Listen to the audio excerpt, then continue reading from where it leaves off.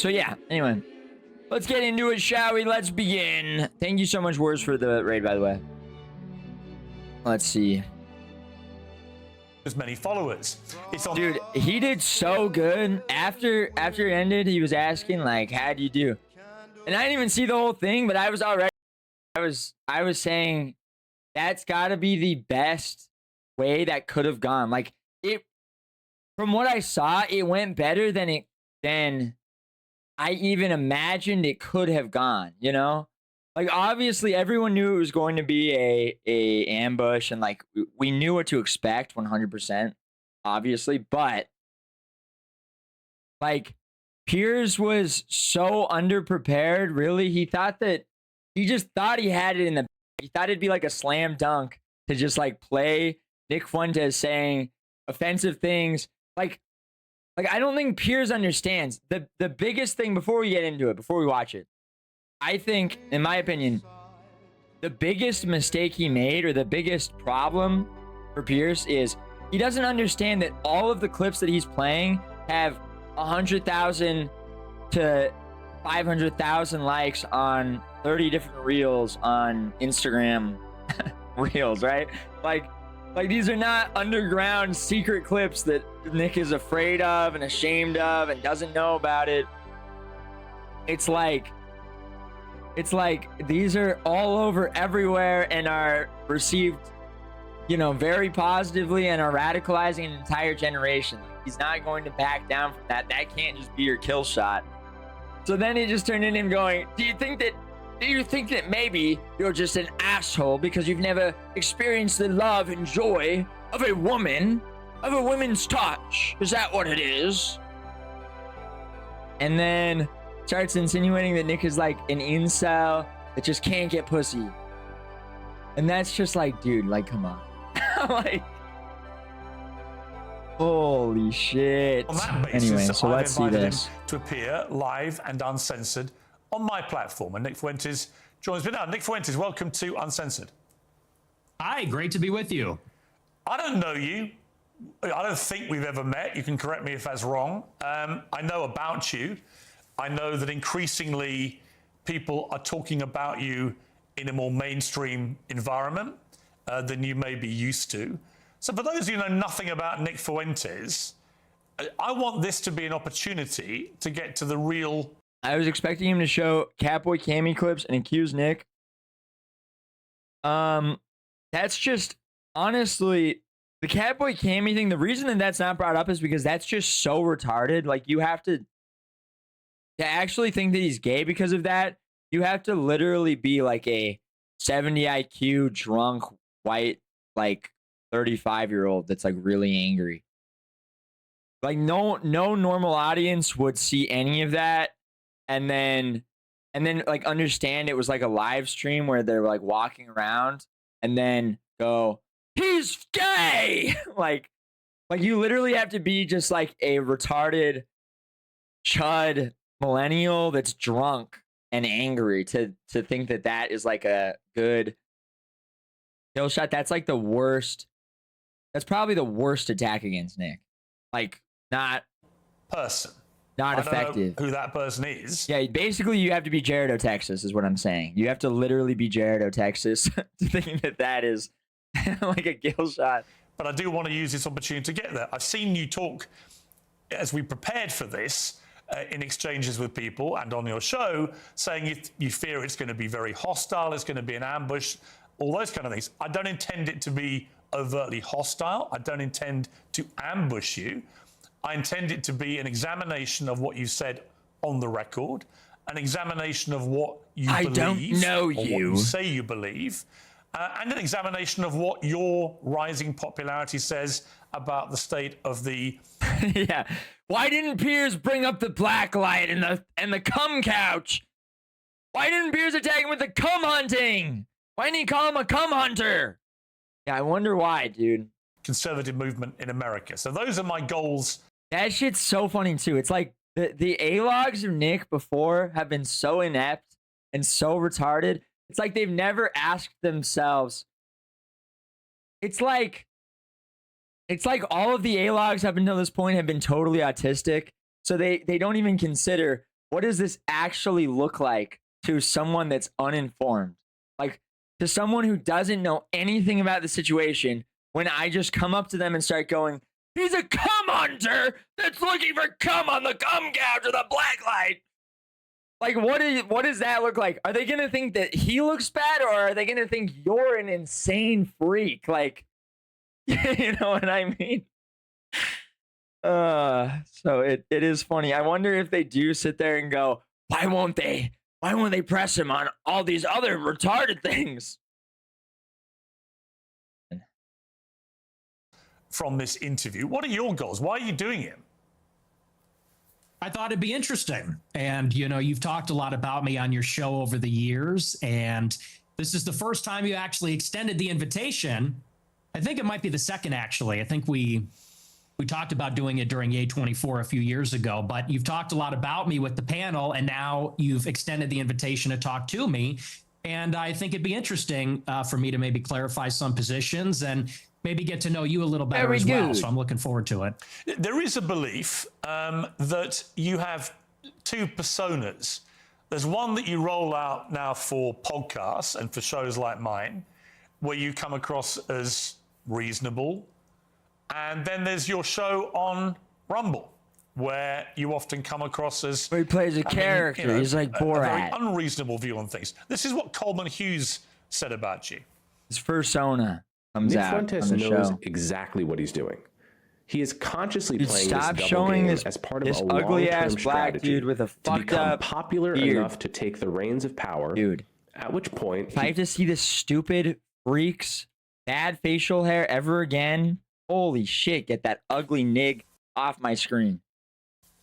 Well, first of all, I would say that Coleman Hughes is a propagandist. He works for the Free Press, which is run by Barry Weiss. So I think you have to consider the source. And Barry Weiss is a pro-Israel partisan. Free Press is just bought out by CBS for $150 million by Larry Ellison or his son David Ellison. And so I think that's coming from a particular point of view. We can't pretend like that's coming from a vacuum or from some fixed position. That's coming from a propaganda outlet. First, let's begin with what this gay black guy has to say. Yeah, good start to the interview, Piers. Really good. Thank you. Well, there's a theory going about that you're playing two characters. Let's hear from this gay black man real quick. That's in favor of Israel. That's first. But second, I would say he is right. Yep. About the two personas. And I think that everybody understands this on some level. On my show, I make jokes and I use rhetoric and I'm hyperbolic because for a long time I had an audience that was small on these like dissident platforms. I was on D Live for many years. A lot of people don't even know what that is. And so I had a small following and we had sort of like an in-group sense of humor and memes and things like that.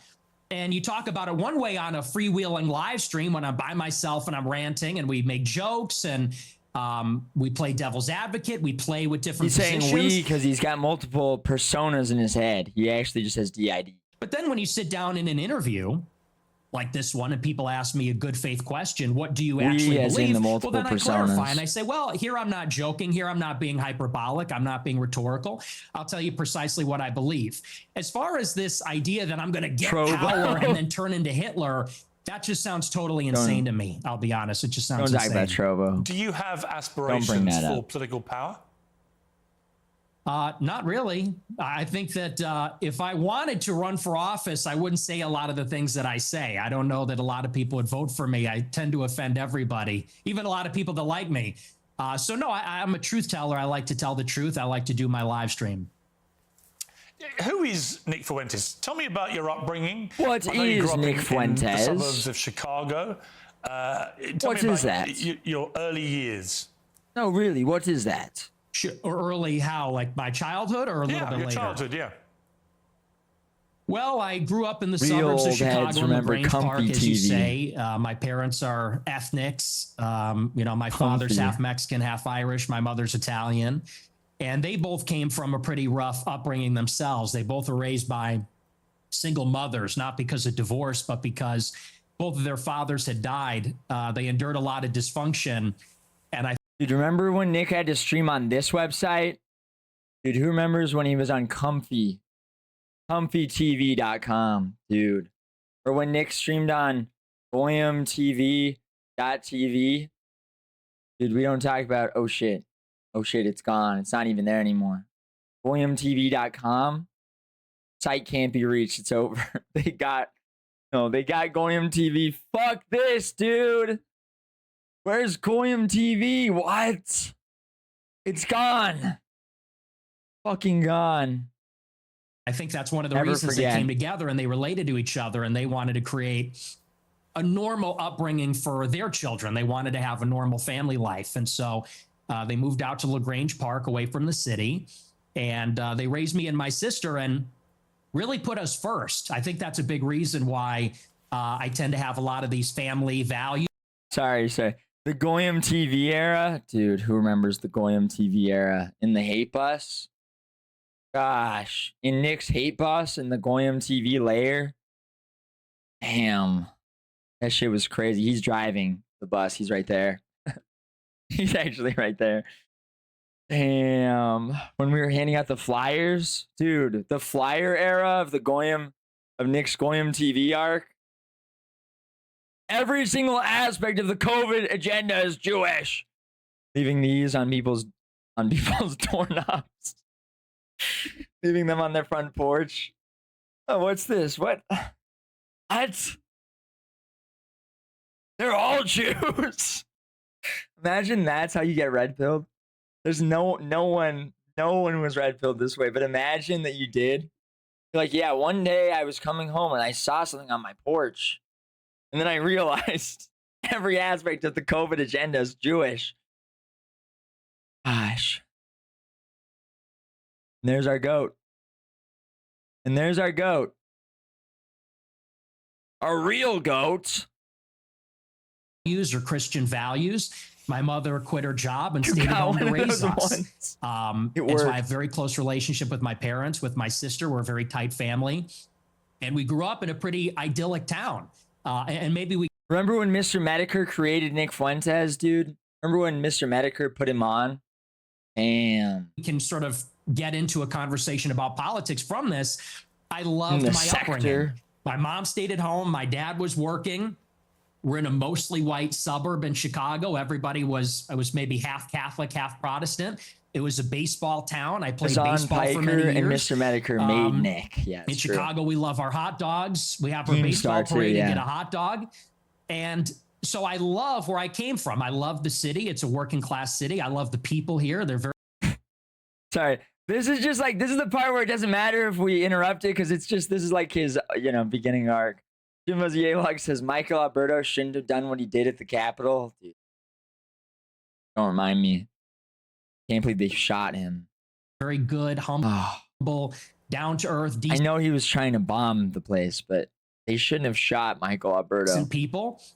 And I guess I had my political, not to jump ahead, but this is a big part of where my political awakening came from. I sort of left this bubble, if you could call it that. When I went to college in 2016, I went to Boston University, and I read a lot of things online, and I realized the country does not look like LaGrange Park. It doesn't look like Western Springs or Hinsdale or Elmhurst. It looks very different. The country's undergoing a radical transformation because of immigration. And so I saw that, and I said, this is not really a desirable change. I don't like the south side of Chicago or the west side. Yeah, does anyone have Michael Alberto's manifesto? Dude, does anybody have Michael Alberto's manifesto? I need that.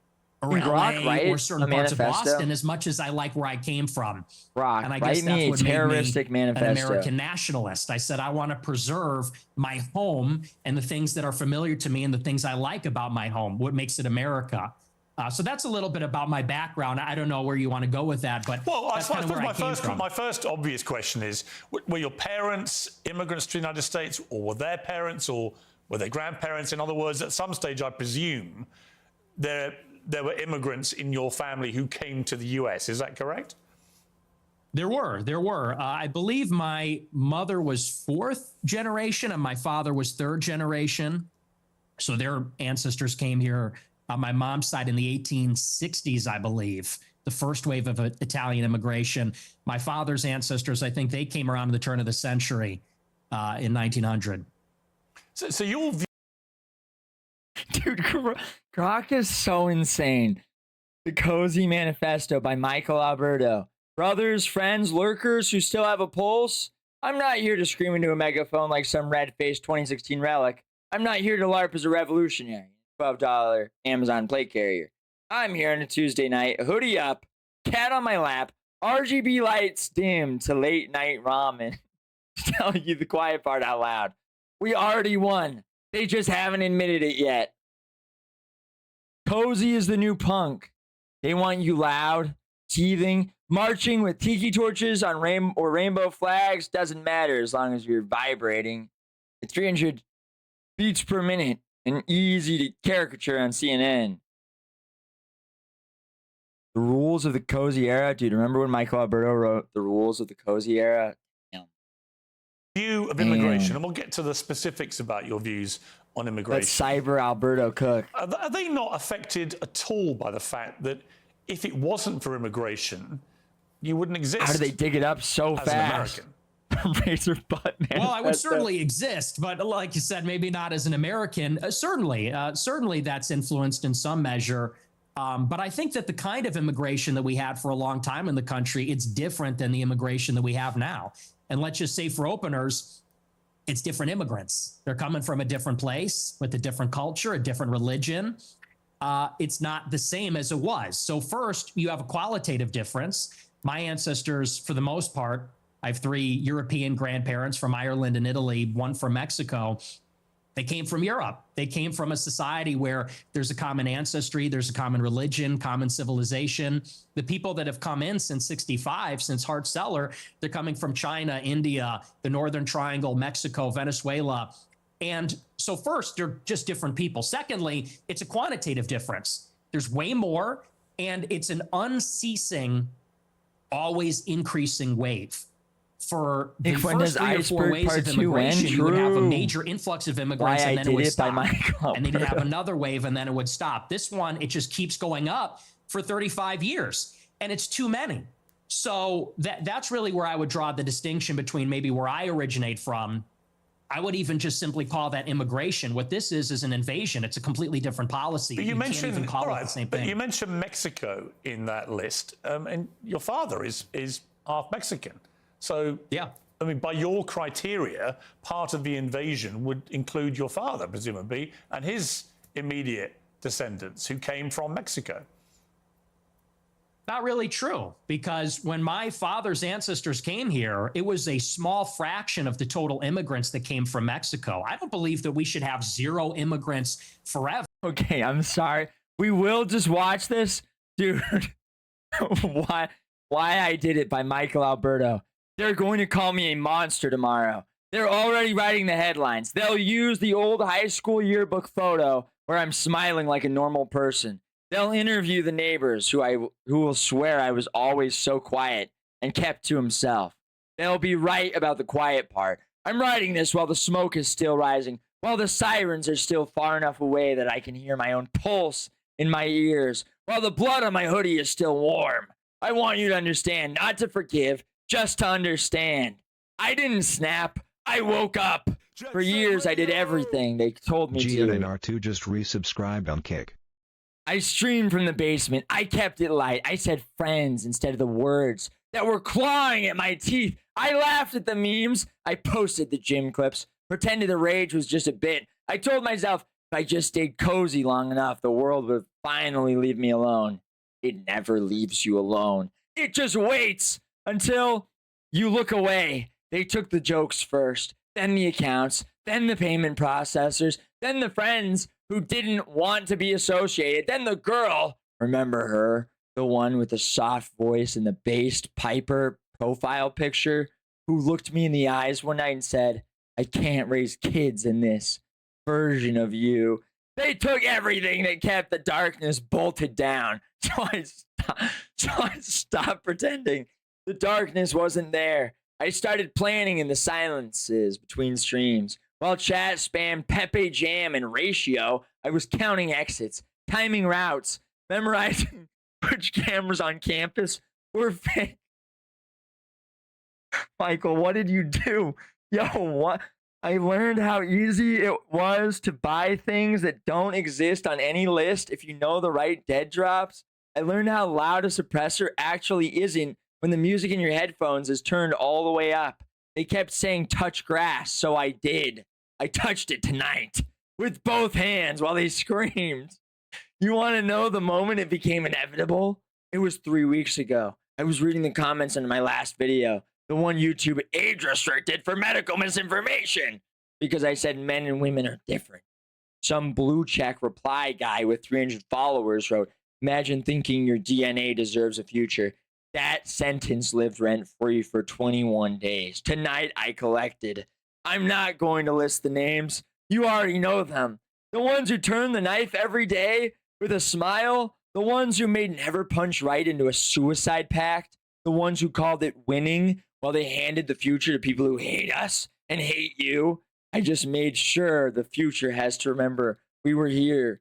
You'll say this solves nothing. You're right, but neither did another decade of owning the libs with facts and logic while they wrote my children out of existence before they were even conceived.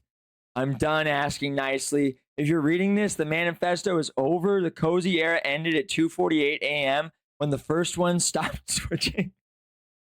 The next phase isn't cozy. It isn't loud either. It's quiet.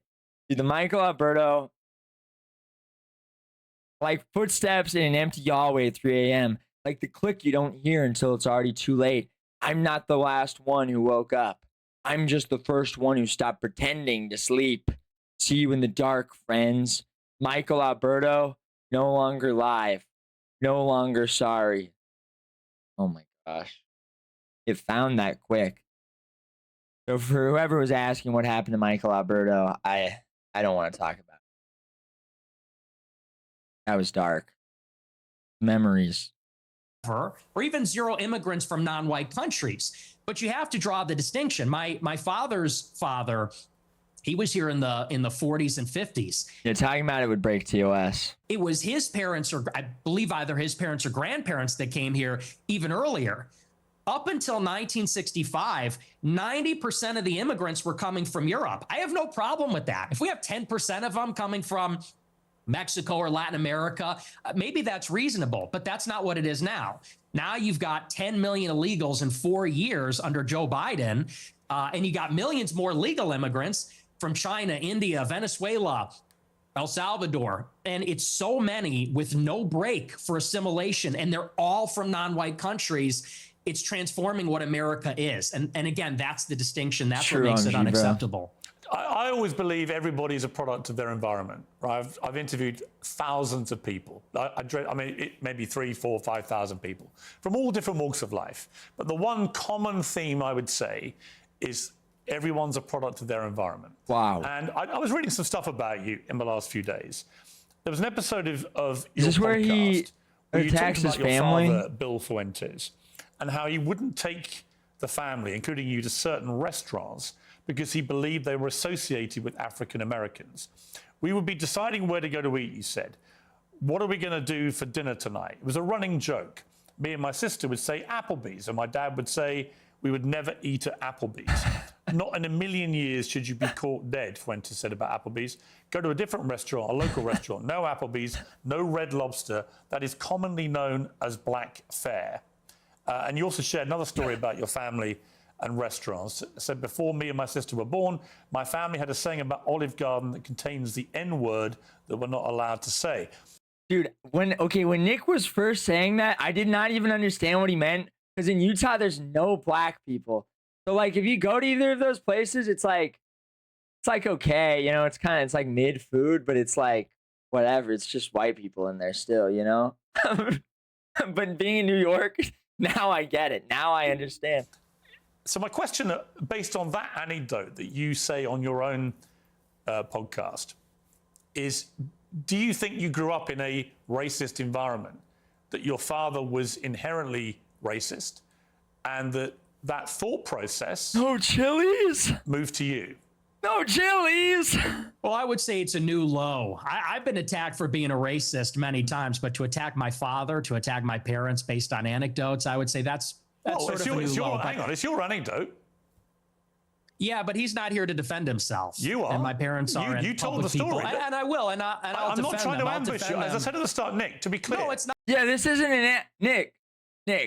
There's no ambushing going on in this entire thing. I'm just asking you about your thoughts.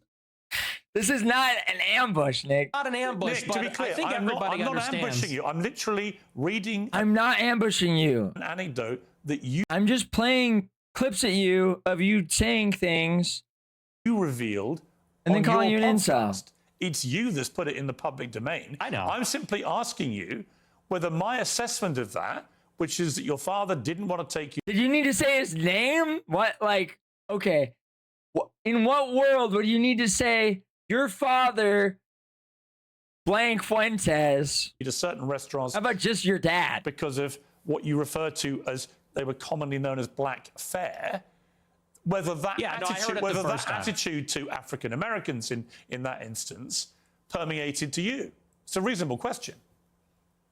Yeah, no, like I said, I think everybody knows what that is, but I'll address it. I'll engage with it, and I'll defend my father from the charge of racism. Sure. No, my parents are not racist, and they've never been racist. I'll tell you about my parents. They used to have a school in Chicago in the South Loop where they instructed people on how to shoot firearms. It was a security school, and most of the clients were black. And I believe actually one of their clients was Larry Hoover's son at one point, sort of a funny story. And so most of their clients would come in from the south side of Chicago. My grandmother, she grew up in the projects in the city. And so my family being in Chicago, being ethnics, being Italian, Racism Irish, is Mexican taught, on the west not side learned. on Taylor Street, all over the city. My family for many generations have lived near and around black people. And look, my views about black people and their views about black people are shaped with experiences with black people. And what they will tell you, what my parents would say if they were here, is that for many, many years, the older generations of black people were very respectful, very humble, very decent. In fact, my grandma used to have an anecdote. She grew up in a lot of dysfunction. Her mother was mentally ill, and they would be having dinner in the projects. And there'd be is so that much what's going chaos wrong with you, Nick? and dysfunction and disagreement Is and that what fighting. this is? And she would look across the way out the window at a black family in the other apartment, and they'd be holding hands around the table saying grace. And this is sort of the culture that used to prevail. But now what you have in the city is that there's no accountability for the black people. And now Chicago has become a complete dump because these teenagers go out and they take over the city. They call Dude, I was catching like halfway through the part where it was the like Polish guy or whatever going, me mom, me mom. them teen takeovers. That's the euphemism for I it. can't They're wait for that teenagers. part, dude. But they all come from the same neighborhood. They drive up there and they mug people and attack people and they destroy cars and destroy shops. We had the Festival of Lights a couple of weeks ago. It's supposed to be a family event. And they light up the trees and they, there's a big parade. I was in the parade one year and you had a bunch of black people there shooting each other. 7 people shot, a 14-year-old killed in the Magnificent Mile. And I know there's a lot of black people that feel the same way about this. They say, we've lost control of the city and we're looking for accountability. We have a lot of black people that are always outraged about racism, outraged about attitudes from white people, but they're never ashamed of some of these behaviors, never ashamed of some of the things that go on. And that's why I think there's a lot of negative attitudes these days. And so, again, I think those attitudes, you say I'm a product of my environment. I am. And so are my parents and my grandparents. Unlike you, because you're not even American, in Chicago, we have to live in a big, diverse city where there's a lot of different kinds of people. And I think anybody in Chicago will tell you the same. I live in London. It's one of the biggest and most diverse cities in the world. But it's not the same. Well, actually, it's a big, diverse city. The only difference is we don't have the gun violence because we don't have guns. That's a whole different story. I don't want to get into that with you. I have got into that before in America. You got a knife problem. You got sword problems. We have problems you with have Aladdin. We have problems with violent crime.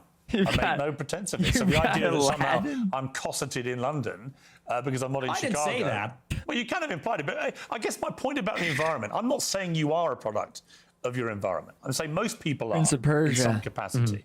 When I read that anecdote, which just to remind you, it's not something I have put out there. You told this story right? And you said that You said this. We're looping. You said this no, but already. you haven't YouTube really chat. Wait, can I see the chat replay? Wait, what? Dude, I can't see the damn chat replay. No. directly, I think, responded to Fuck it, this which is site, whether your man. father would not take you to certain restaurant chains because he associated bollocks. them with black Americans. Is that true? No, well, Yeah. see here, kinda. if you're in America, you would say that Olive Garden is not real Italian food.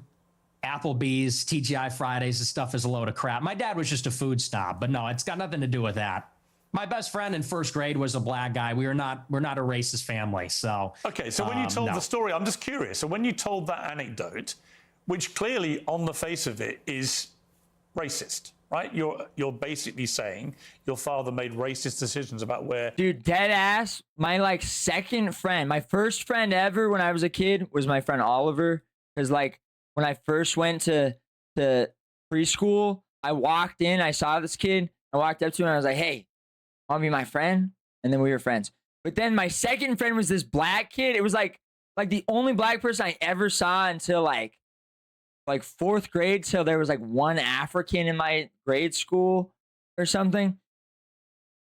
And I remember when I was like a really little kid, I remember just asking him all the time. Like I just couldn't get over that he was black. I was just like, yo, Franklin, why are you black? What's up with that? Franklin, why are you, what the heck? You would go as a family to eat. Are you saying When I was like 5 and 6, like, well, I'm just going to ask you a question. Are you saying that when you told that story, you didn't mean to infer? how? Franklin, how? And he was just like, and it was funny too, because he wasn't even like upset by it. He was just like, he was dead ass just answering me like, I don't know. Like I remember at least one time him answering me kind of just confused himself. Like, I don't know. That he was racist. I was like, damn. And do you understand why when somebody like me reads that anecdote for the first time, as I did this week, I reach a different conclusion? Well, I understand what you're doing, which is a sort of making of a murderer. How did he become racist? Well, his father No, I'm didn't eat an literally Olive reading Garden out. because he No, said that's hang not on. real Italian Hang food. on. No, Hang on, I'm can I? not. No, What's with the I'm interruptions? Can I explain? I'm literally reminding you of something you said on your show, which led me, to conclude a certain thing. If I'm wrong, tell me. Yeah, it was said in jest as a humorous anecdote, and now you're trying to spin it into a narrative, which is his parents are racist. He comes from a long line of racists. And I think everybody knows my parents are boomers. Mm-hmm. And these people come, well, you're a boomer, I guess, too, in a way, 60. right? You were born in 60. 19? Yeah, so you're a boomer also. Or maybe you're a Gen Xer. I suppose it's sort of on the cusp.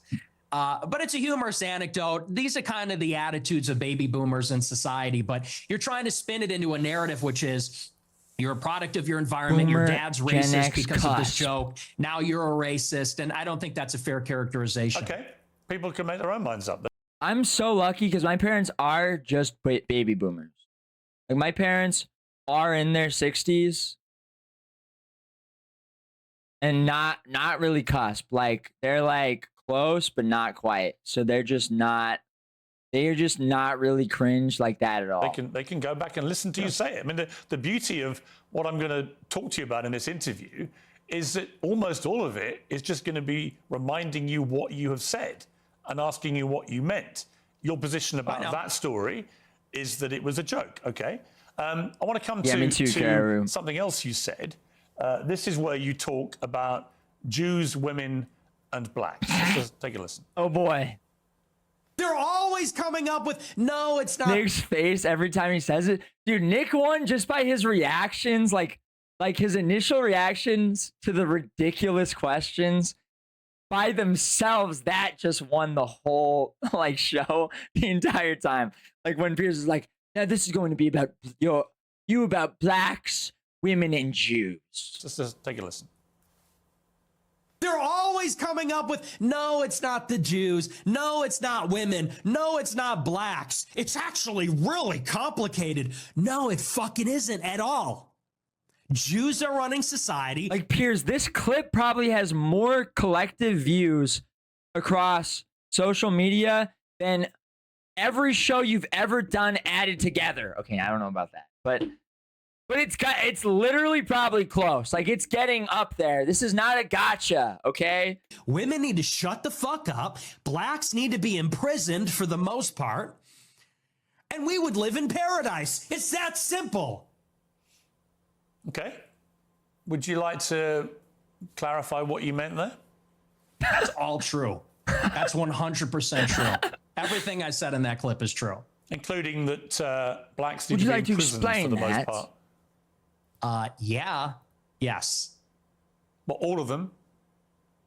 For the No, most for the part. most part. What does the most part mean? What percentage of American blacks would you like to see in prison? Half. Whatever the percentages of the murderers. I think it's 1 in 20 black men will commit a murder in their lifetime. So maybe let's say that 5%. Oh, so you're talking about black people who murder people. Yeah. Oh, absolutely. Yeah. But you didn't say that. That's You the just crime said problem. blacks need to be imprisoned for the most part. You didn't clarify that you were talking about black murderers. Right. No, you're right. That's a good addition to that. That's a great point. You should have said Do you that. think it's funny? Or I think, yeah, I do. I Blacks. think it's hilarious. I think it's totally true. do you think a black I think American was Women need to shut the fuck up. Blacks need to be in prison at a rate of about 1 in 20. Maybe 5% of the black population should be in prison.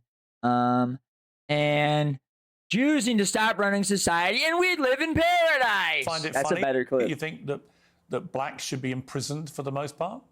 Blacks are my biggest fans. I get high fives all the time. They say, Nick Fuentes, I love your show. They agree with me. And you want to know why? Here's the difference. Black people are the most victimized by other black people. You think black people want to live in the hood and the ghetto and get shot all the time? That's what happens in the south side of Chicago. You should come here. I'll take you there. We could go to Garfield Park. My We son could went go to Chicago Inglewood. University for a year, actually, several years ago. Yeah, that's a bubble. That's a bubble. You think you're in Chicago and Hyde Park? You don't know Chicago. Go a little bit west, see what it's like over there. And I'll tell you, black people agree with me because they're tired of it too. And maybe not most of them, but a lot of them agree. Did he really just say I was at Chicago University? Are we being for real, man? If you say you're at any university, that's not what the area you're at is like. Like, are you retarded? Agree with what I say about that because they know how it is. That's why the first thing they do when they make a little bit of money is they go and leave to another neighborhood. Okay, so what was They don't stick just remind around. me again, the percentage of black men who commit murder in America. What was the percentage you gave me? It's 1 in 20. 1 in 20. It's 1 in 100. No, it's 1 in 20. No. Less than 1 in 100 black US men commit murder. That's the most up-to-date crime statistics in America. That's not true. I've seen other statistics. They say 1 in have? 20 will eventually commit a murder. I have. Your rate means that you're saying that 5 times as many black men commit murder as the official crime statistics say.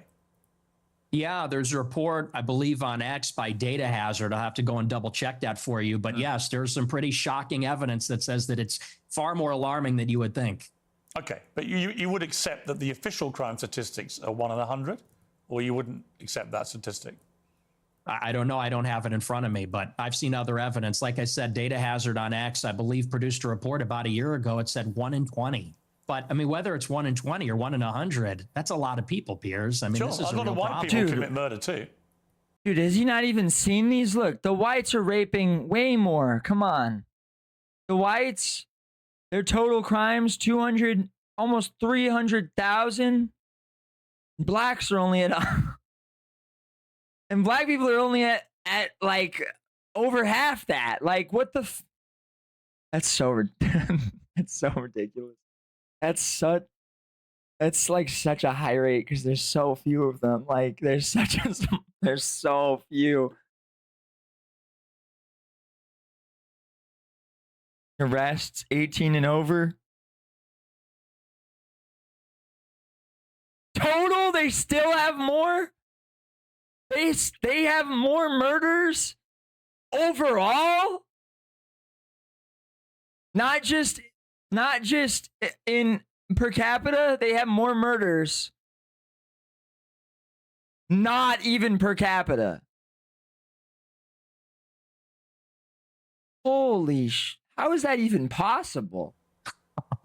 Well, they do, don't they? Okay, but it's about proportionality. I mean, white people are 65% of the population, blacks are 13%. Mm-hmm.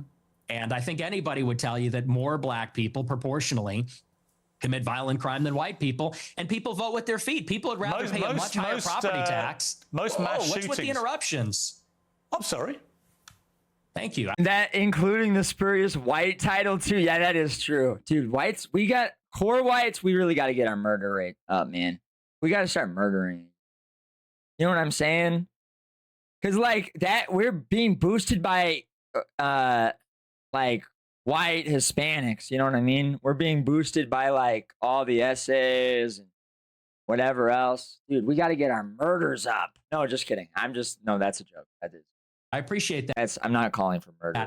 You know, you look at in Chicago, in New It's York, these neighborhoods are contest. so stratified. People would rather pay a high tax rate. They'd rather pay a much higher property value to live in a less diverse, less black neighborhood. They're playing 'cause they don't range. want to We're in live around the pubs still. violence. Yeah, and I think that when you casual. look at even on the public transit, the subway, the blue line, you know, people don't want to go there because they know who occupies and menaces the public transit. It is these people like Daniel Penny had to deal with. It's people like Irina Zarutska had to deal with. It's me, dude. Every day I wake up and I just get on buses and I just start like pressing it. I get up, I get on a bus, I ride it all the way and back just to fuck with everybody on it. And that's just the uncomfortable reality. You've also said you don't want to live near black people. Let's take a listen to this clip. I'm a new generation of white person. I'm not living around blacks. Sorry. You know, I want white kids, and I don't want my white kids bringing home black people to marry. It's racial for me. And call me racist. Oh, very Christian of you. I don't give a fuck. Care to explain that couldn't one? be clearer, really, unless you want to say that's another of your jokes. But you're basically saying, yeah, I'm a racist, aren't you? Yeah, I'm fine with that. You're fine with saying you're a racist? Totally. Yep. I think everybody's racist. I think everybody, if we're being honest, is racist. I think everybody, the only people that aren't racist or pretend not to be are white people to their detriment. Everybody else is racist. But earlier in the interview, you got aggrieved at the idea that your father was a racist. You wanted to make emphatically sure. Yeah, because he's not. Because my father doesn't share my same views on that. So he's the exception to the everyone's a racist. Well, everybody's a little bit racist. You're right. So maybe everybody. The difference is you're attacking my father. You know, he could get fired from his job. I'm not attacking your father. You are. No, I'm not. I don't know your father. And to be clear, I have no knowledge about him at all. Well, then let's leave him out of it. Let's leave him out of it if you don't know him. Hang on, Nick. You put that story into the public domain on your show. I'm simply reminding you of what you told everybody, millions of people, about your father. If you now want to retract it, fine. If you want to say it was a joke, which is what your position was earlier, fine. Dude, he's cultivating the Groiper curse, and then it shows up like here on when he starts stumbling over his words, and Nick bullies him on his own show. Dude, I saw that part too already. That was good. When Piers is like stumbling over what he's trying to say and get out, and Nick is bullying him on his own show. Put to you things you've said publicly. That's not unfair. That's not me targeting your father. You put that story about him out there. You know what you're doing. You know what you're doing. I'm asking you about a pretty shocking anecdote, which to me looked like you were saying your father made decisions about where you as a family would eat based on skin color. Pause. Kokishi says, in England, when young straight men turn 21, they are encouraged to spend a week acting entirely homosexual. At the end of the week, they can decide whether to remain in the homosexual lifestyle or return to heteronormalcy. We followed Hugh Anthony on the final night of his journey. His decision may surprise and inspire you. Cheerio. Is that real, British people? British people. You do that, Hugh Anthony? What did you do on your final night? Let's talk about that. Of people who worked at these places. If you say, or use them, if you say that pretty shocking anecdote, and it's avoiding black areas. It's not what you meant. That's fine. Olive Garden and Applebee's will be their downfall. The idea I ask you about it without you saying I'm attacking your father is ridiculous. Well, you are, and you know what you're doing. And there's a political culture in America where if you have the wrong views, you get fired from your job. And my father has a job. And if you go on here and say you charge him with racism or something, and I'm put in a position where I don't look like I'm sticking to my guns if I don't say my father's a racist, you're putting him in jeopardy. And he's not here to defend himself or explain his views. And it's very low. And I think you know exactly what you're doing, and people can see what you're doing. I'll defend my views. And I think that, so let's leave him out of it. Let's just not talk about my father, because my father isn't here. I'm here. Okay, well, I'll then do you defend accept my that you views, shouldn't and I'll talk? defend- I like that he just does not have a response to that. I love that he's just sitting there in like silence, like just defeated. I mean, actually just be like in the moment to moment, like Okay, anecdote. that's fine. discourse. But then do you accept you shouldn't talk about your father on your show?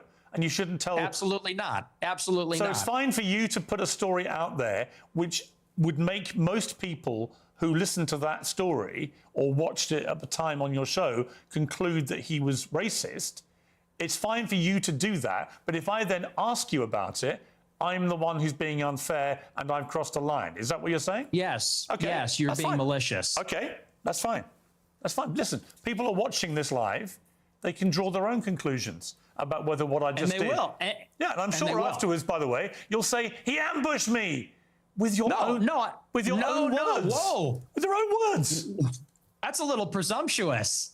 I'm not going to say it's an ambush, but I think that's a low blow.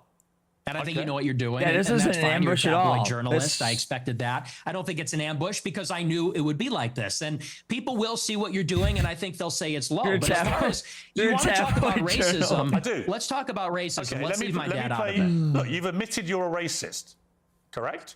Yes, 100%. Okay. Own it. Okay, that's fine. You're perfectly entitled in a free democratic society to Thank stare you, down the Piers. barrel of his camera and tell me you're a racist. People can judge you accordingly. Many people who have assumed that you're a racist will now have heard it from your own lips. That's fine. There you go. That's the point. The point of this interview no one will care. is to go over the things you Piers, said, it's not 2002. No one will give a fuck. which have led people to reach conclusions about you, and to ascertain whether those conclusions are fair and reasonable. Thank you, Free or not. Democratic That's it. Society. Thank So I want you. to play you another clip. This is what you talk about why white people are justified in being racist. Let's take a listen to Thank this. you, Piers, for allowing us to be First, racist. White people are Glad we got his every blessing on that. single bit justified in being racist. Every single bit justified, to the extent that that means going out of your way to avoid black people when you see them. You stand by that? Absolutely. Absolutely. Absolutely. So white people should go out of their way to avoid black people when they see Absolutely. them. Absolutely. They would be wise Why? Silence. because it's a lose-lose proposition. If you're Irina Zarutska and you don't walk the other way, you get stabbed to death and you die. If you're somebody else and you walk on the subway and you stand near a black person or something, maybe it's fine. It's a lose-lose proposition. So no, I think that white people have been beaten into submission, that we're afraid to tell the truth about it. And the truth is that when you go into these major cities like New York or Chicago, I believe she was in North Carolina, there is a menace, which is young, black, adolescent men. They're extremely violent. And we have been told that we have to pretend like they are every other person. We have to be colorblind to that. And we're supposed to go and be in the midst of all this danger. And I think that at this point, it's gotten out of control. You look at the BLM movement, they said that the reason that black people, are violent, or the reason there's crime, is because of police brutality, or redlining, or all these other things. True. They said we need to get rid of the police. We need to defund them. And a lot of cities did. A lot of cities like Chicago, for example, the police changed the rules of engagement. They don't chase them. It's not a felony if you steal a certain amount of merchandise. They won't chase them on foot. And now the city's totally up for grabs. And now, whether you're in the Gold Coast or whether you're on the Mag Mile or you're in the worst neighborhoods in the city, you might get shot, you might get mugged, someone might run up on you. And I tell my followers, it is better to be perceived as racist or racist and walk the other way and maybe keep your life than to say, I'm a good anti-racist. I don't mind that this person's making me uncomfortable. Maybe he's looking a little froggy. I'm going to sit down because I'm a good person and get stabbed, mugged, whatever. And by the way, this is a strategy. They call it the friendly stranger. There's a crew of them. They do this in Chicago. They stand outside bars, black people. They approach strangers. It's a robbery crew. And they pretend to be a friendly stranger, and then they mug them. And stupid white people say, oh, hi, yeah, nice to meet you. You know, they grin, they laugh, they put up with the nonsense, and then they get mugged, or worse. Sometimes they get executed. Governor. And so as a white Sorry, I person, wasn't paying How do attention. you feel about mass shootings at school? Ross, you shut I up. think they're bad. Who do you think commits the vast majority of the mass shootings? I'm sure at it's schools? white people. Right. So how do you feel about that? Good. I think that white people do more antisocial violence. I think black people participate in more gang violence. I think that's the difference. What's the difference to the victims? I think that's tough as fuck. There's no difference to the victim, Sorry, but it's a I mean, different that's kind terrible. of crime, and it's a different proportion also. Do you know what percentage of white people are school shooters? I know that the vast majority of mass shootings in schools in America this century were perpetrated by young white men. And I'm And just what proportion of and what proportion? I'm curious. proportion? I'm curious whether your advice would be to people who have kids in Wait, these is my schools. mic working? What proportion? Should they avoid Should they white avoid? people with the kids at school Should avoid should young we? white Should men they? at school? No. Okay. Do you know what per capita means? Do The you know vast majority of whites are proportionality? school There are more shooters. black people proportionally that engage in violent crime or are involved in gangs, especially in these major cities, than there are white people that are school shooters compared to the entire white population. And everybody understands that. Two-thirds of mass shootings at school perpetrated by white people.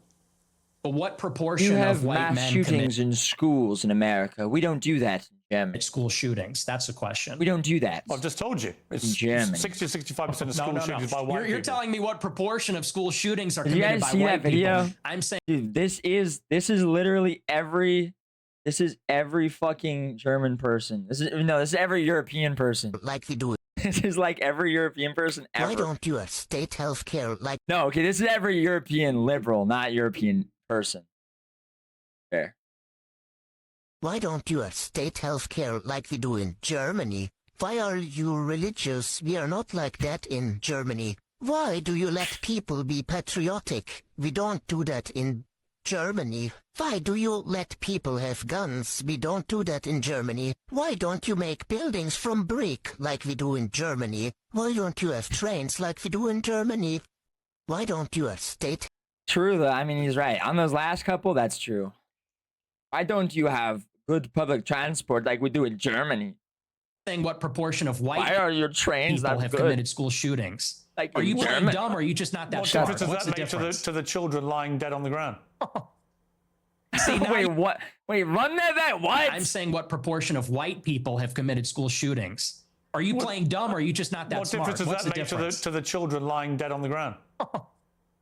See, now you want to jump on the victims. The difference is you're asking, would you fear white people or black people? And that's the difference. The No, I'm saying- difference no, I'm is not. in What I'm terms Say that to the dead kids at Sandy Hook, Nick. What?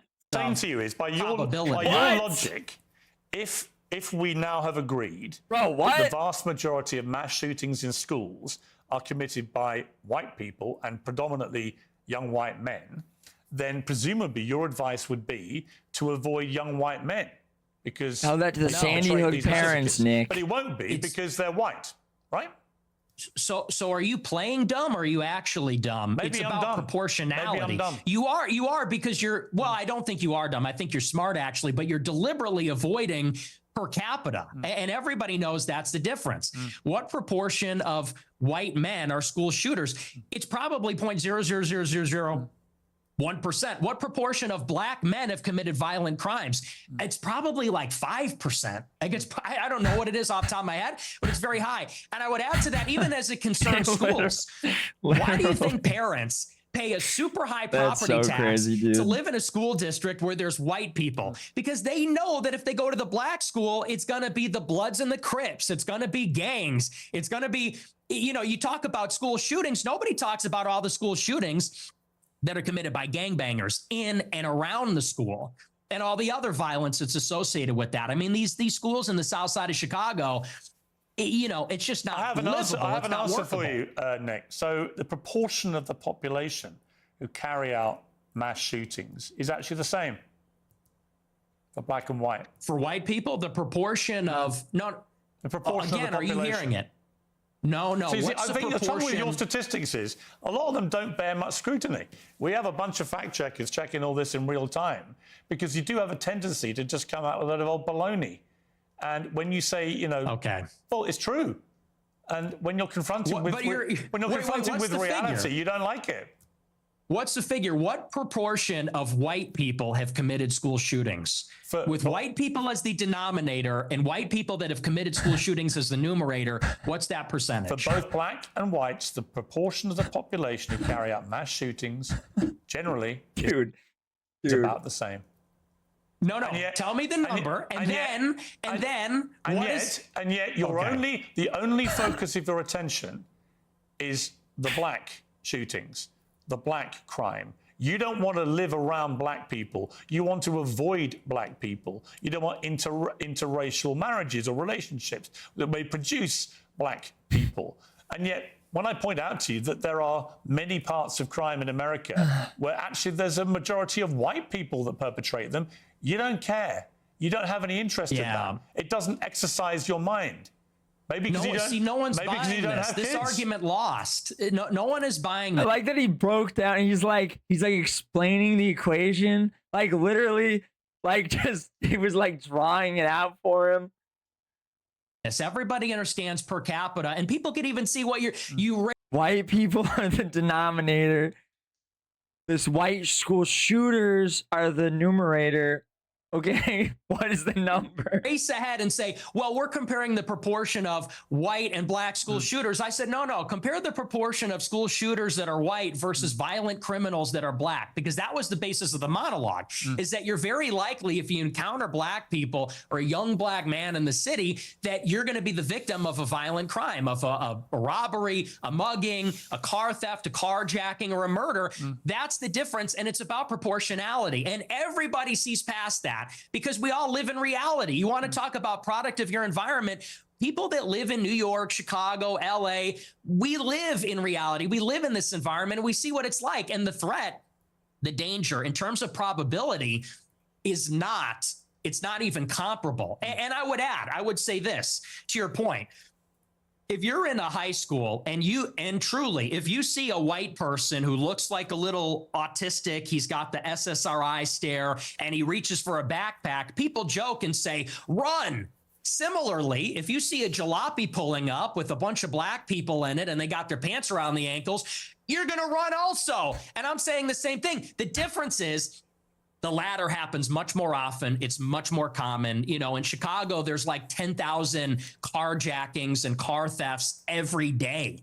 It's in the thousands. It happens all the time. It's in the thousands. Okay, is that true? Committed by autistic How SSRI many white people? carjackings I don't even know. I mean, a it's probably day in the in single digits in the Chicago? last decade in this city. That's the difference, and everybody knows that. But you're really just trying to carry water for liberal ideology. It's an ideological position. I'm really not. I can absolutely say yes. There is way too much. Okay, it's not in the thousand. It's like I think he meant every year.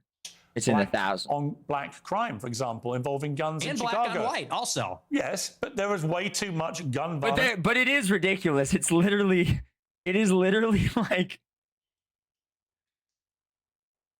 literally like, wait, hold on. In 2023, wait, the numbers apparently have gone down. Oh, well, no, we haven't gotten the data yet. Yeah, I mean, it is in the, it's like 5 to 10 a day, every day, carjackings in Chicago, which is like 5 to 10 a day. How is that real? In Chicago. right? I mean, it's Yeah, it's indisputable. I've got no problem saying that. The difference is I don't then lead myself into a thought process where I have to avoid all black people in case they shoot me.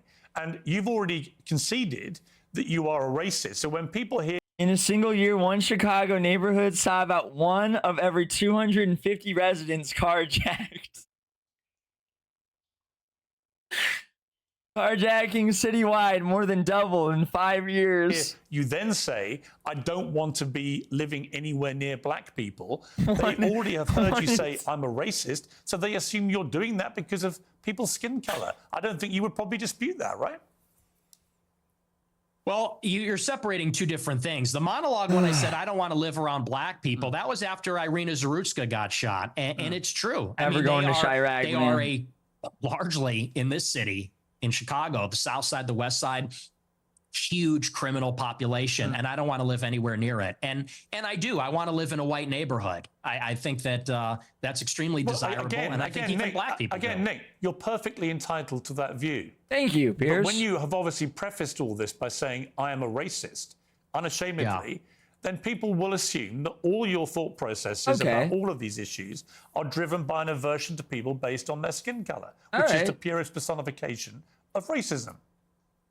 Well, it's not an aversion. I would say it's the opposite. I like my own people. My own people are familiar to me, and I think that's true across the board. I think that people seek out other people that are like themselves, and every other group does this, right, whether Nick? it's Then blacks, explain. Hispanics, Asians. Then I get a lot of attacks when I talk about that I'm against interracial marriage. And what's funny is that every other group is against interracial or interethnic marriage. Really? Jews, Really? Then what's all this then? Interracial marriage. Then explain this. Yeah, I mean, that's debatable. You're a bloody But let's hypocrite. say for the sake of argument, sure. No, you're the product of an interracial marriage, and your father is part Mexican.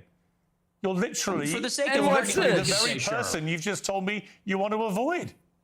What race is Hispanic? Is that a race? Well, what do you think it is? I'm asking you, what race is Hispanic? Hispanic, of course it's a race. It's called Hispanic. It's a mix between two races. It's a mix between indigenous Americans It's not and white, Europeans. though, is it? It's not white. Well, you're apparently you're more of a racial purist than me. You got like Not a really. one-drop You just rule keep thing saying you going. only want to live in a white neighborhood, but you're literally from a mixed race background yourself. You've literally and got I live in Mexican blood. Piers, I don't know what you're talking about. A Hispanic? I know, and I live in a non-white neighborhood too. I'm trying to get out of here, though. But I'm trying to get out. But here's the thing: Do you have any non-white? Do you have any non-white friends? Genuine question. most of my friends are non-white. Most of my friends are not, and non-white people love my show because they respect the honesty. How many of your friends are black? Many of them, like at least a dozen. Wow. Ye being one Yeah. who you know, Sneeko being another who you also Henrio. know. Yeah. So how do they feel when you Byron? say you just want to be away from any black people, walk away from them? Well, you know what Ye told me? I'll tell you verbatim what he said. He said, so you use the N-word. I said, yeah. He goes, well, when niggas are being niggas. I said, so true. That's so true. So they feel like they're in complete agreement with me. What does that mean?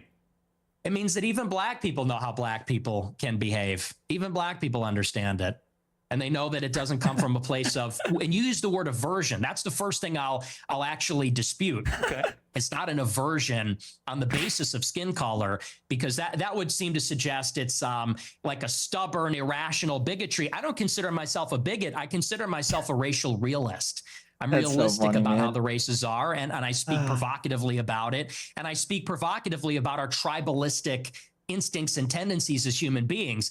And I'm not a liberal ideologue that says that over time and with enough education, we're all going to see this great brotherhood where we're colorblind and everybody's the same. You know, I don't think that's ever going away. Right. I think that race is real. It's not just skin deep. It matters to us and it matters to each other.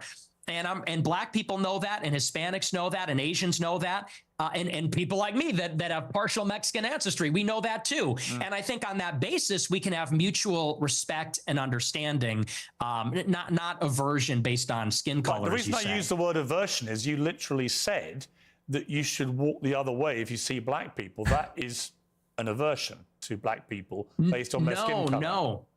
No, that's called economy of information. That's economy of information. That's safety. And I feel While doing I a said in the same calculation, monologue, Piers. if you watch it, it's like, I feel sorry. The problem is you clip the 10 seconds. I don't know if you watched the whole show, but in that monologue, I said, most black people are not violent or criminals. I said, and it's unfortunate that we're going to offend them when we turn and walk the other way. I said, but the problem is You're playing we Russian don't roulette. know. We can't tell. And someone like Irina Zarutska, she sat down in front of a You black literally man are, though. with her head. It's like there's only one bullet in the chamber. 5 of the chambers are totally safe. I feel bad for them, okay? Phones But in one and of them's got a bullet in it. wasn't paying attention because she was being a good liberal and said, I'm not uncomfortable by this. I'm progressive. Then she got stabbed in the neck. And I said, it's unfortunate that you would have to sit behind the black man to be safe.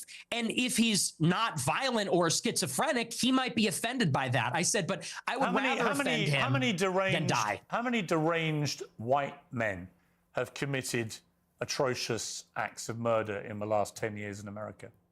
Proportionally far fewer. No, but how far many? fewer. How many? Do you know how many?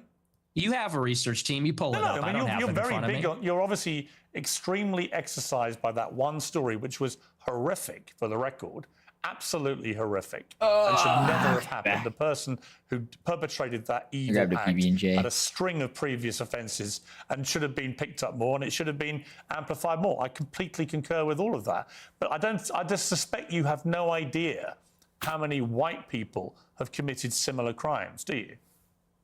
No, because I know it's far fewer from Okay. experience. Okay. Because it's like you said. Well, and hang on. And I would add to that, Irina Zarutska wasn't the first one. That was also after Austin Metcalf was killed in Texas. Sure. After But Carmelo how many Anthony times has it stabbed been him in the perpetrated neck. by white people?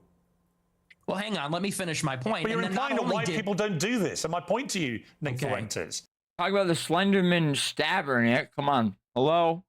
Are you forgetting? is of Yeah. course, Oh, I never said white people don't do it. deranged white people The 2013 Slenderman stabbing? Come on. commit heinous acts. But you don't either know. disagreement. You neither know nor care, or maybe both. Maybe you do know but don't care. You only seem to be focused on black people who commit crimes. And again, if you hadn't prefaced the whole debate about racism by openly conceding you are a racist, I could read other connotations into what you've been saying. But once you've said, Okay. I'm a racist, and then you only talk about black crime, I think Piers. people can watch this That's and so they can true. say, yeah, he's a racist. And everything that he says about crime is driven through the prism of being a racist who judges people according to their skin color. Well, it's funny because it's quite on the contrary. And I said this in a similar monologue. The problem is not that I wake up and I walk down the street and I see someone that doesn't look like me and it makes me angry. The problem is there's a pattern of behavior, which we've all seen. Blacks in America have become narcissistic, and they become narcissistic because they've been told they're victims of racism, they're victims of slavery. They've been told, really, there's no accountability. If they're rude, if they're inconsiderate, if they're criminal, they are told that they have no agency for their actions. They're being told, if you act in this way, it's because the white man made you that way. It's because the system's rigged against you. And so we have been This telling racist that uses per capita. black people this The Michael Alberto incident. Okay, we don't talk about that. Come on.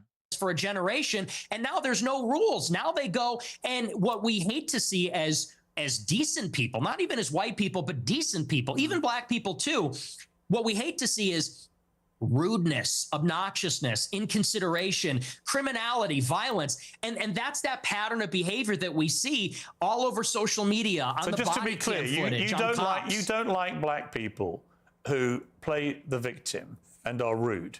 Is that your position? Right? I don't like that pattern of behavior. And who are of- narcissists? I see where this is going.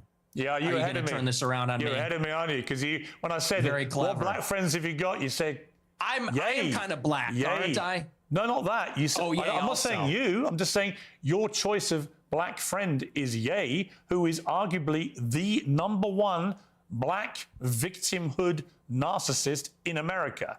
Do you understand the problem? So he's no. your friend.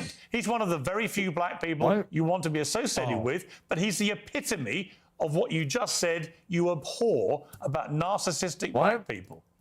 I disagree. I disagree with you, and I'll tell you why. Because Ye, if you've ever met him in real life, I have, yeah. Okay, well then you know he's nothing but polite, considerate. Actually, he was very rude to me the last 2 times I interviewed him. He's a supreme narcissist, and he's also. You keep interrupting me. You're very rude. Are you black? Because you're being very rude by interrupting me right now. To you, I'm giving you a hard time, but look. Okay, I do want to finish my point. I do want to finish my point about Ye.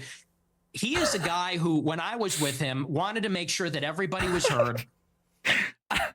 This is so insane because he hit him with, "You're rude. Are you black?" And then Pierce went, "You're right. I'm sorry." And then stopped. Like, look, okay. I do want to finish my point.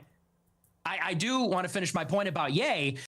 He's a supreme narcissist, and he's also. You keep interrupting me. You're very rude. Are you black? Because you're being very rude by interrupting me right now. To you. I'm giving you a hard time, but I do want to finish my point. You're right. I'm not black. I do want to finish my point about Ye. He is a guy who, when I was with him, wanted to make sure that everybody was heard. That was quite black of me. I mean, rude of me. Yeah. Everybody felt included. He's actually a very soft-spoken guy, very polite, and by the way, not violent. When you look at all the rappers that are in the music game, many of them, especially from Chicago, drill rap, they're talking about killing people, shooting people, they gangbang. That's why Paul Tom loves if you know about him, he got his start because he was a nerd. He wore a backpack and a polo, and he wasn't a gangbanger. He rapped about his feelings and girls and his dreams and his ambitions. So no, and by the way, he would tell me all the time, he doesn't even feel black. They make him feel not black because he doesn't do those things, because he's soft-spoken, because he's artistic, because he's a bit of a nerd or likes fashion. So I would disagree. He's actually not like that at all. Okay. We're talking he's also a Hitler-loving anti-Semite. And we're going to take a little commercial break here, and we're going to come back and talk about anti-Semitism and your views about Jewish people, and indeed what Ye said about the same subject matter. Angel Studios are back with a new must-see documentary. Studios? It's called Thank You, Dr. Fauci, and you're going to hear a lot more about it over the next few months. Award-winning filmmaker Jenna First digs into the origins of COVID-19, Thank you, Dr. a possible Fauci. bio-arms race with China, and claims about history's biggest public health cover-up. It's not a right-wing film or a left-wing film. It's a film about transparency, Dr. which is Fauci. something we should all care about.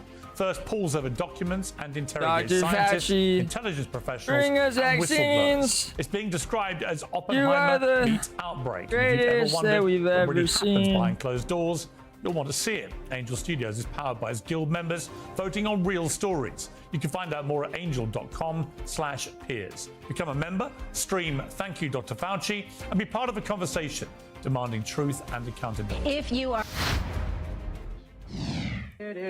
Okay, back with Nick.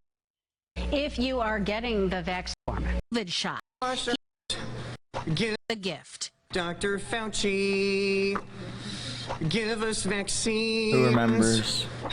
Help all the people who have been quarantined. Not only did Zachary write a song about the shut COVID-19 vaccine, he drew a Bitch, shut the fuck up about. Oh my gosh. I fucking hate reporters. Can you just shut up and let him sing? Damn, bitch. Dr. Fauci, give us vaccines. Help all the people who have been quarantined. We'll wear our masks and we'll have to stay distant. We'll wash our hands and we'll be more resistant. Fauci, promise us please. Fuentes. Let's just turn to anti-Semitism. In your interview with Stephen Crowder last week, you answered emphatically that you don't hate all Jews. Is that correct? That's your position. King B just Can you King B for resubscribing? Let's go. Okay. So I want to play you this clip. Well, I don't hate any Jews. Let me just amend that. I don't hate any Jews. Okay. Let's play this clip. Yeah. The reason I've had it is because I just hate Jews. my opposition. the clip is just him. Man, I was just thinking about it. Man, I hate Jews. To world Jewry and Israel is rooted in absolute, uncontestable hatred. Fact. We have the truth on our side. That's why we're winning. Because we are telling the truth about the historical antagonism between Jews and Europeans, between Jews and Christians. The theological, historical, racial, cultural, and political antagonisms between organized Jewry and the Christians, organized Jewry and Europeans. And the reason that we are winning that argument is because it's real. It's true. I can prove it. I can show you. I can name the names. I can show you the paper trail, the money.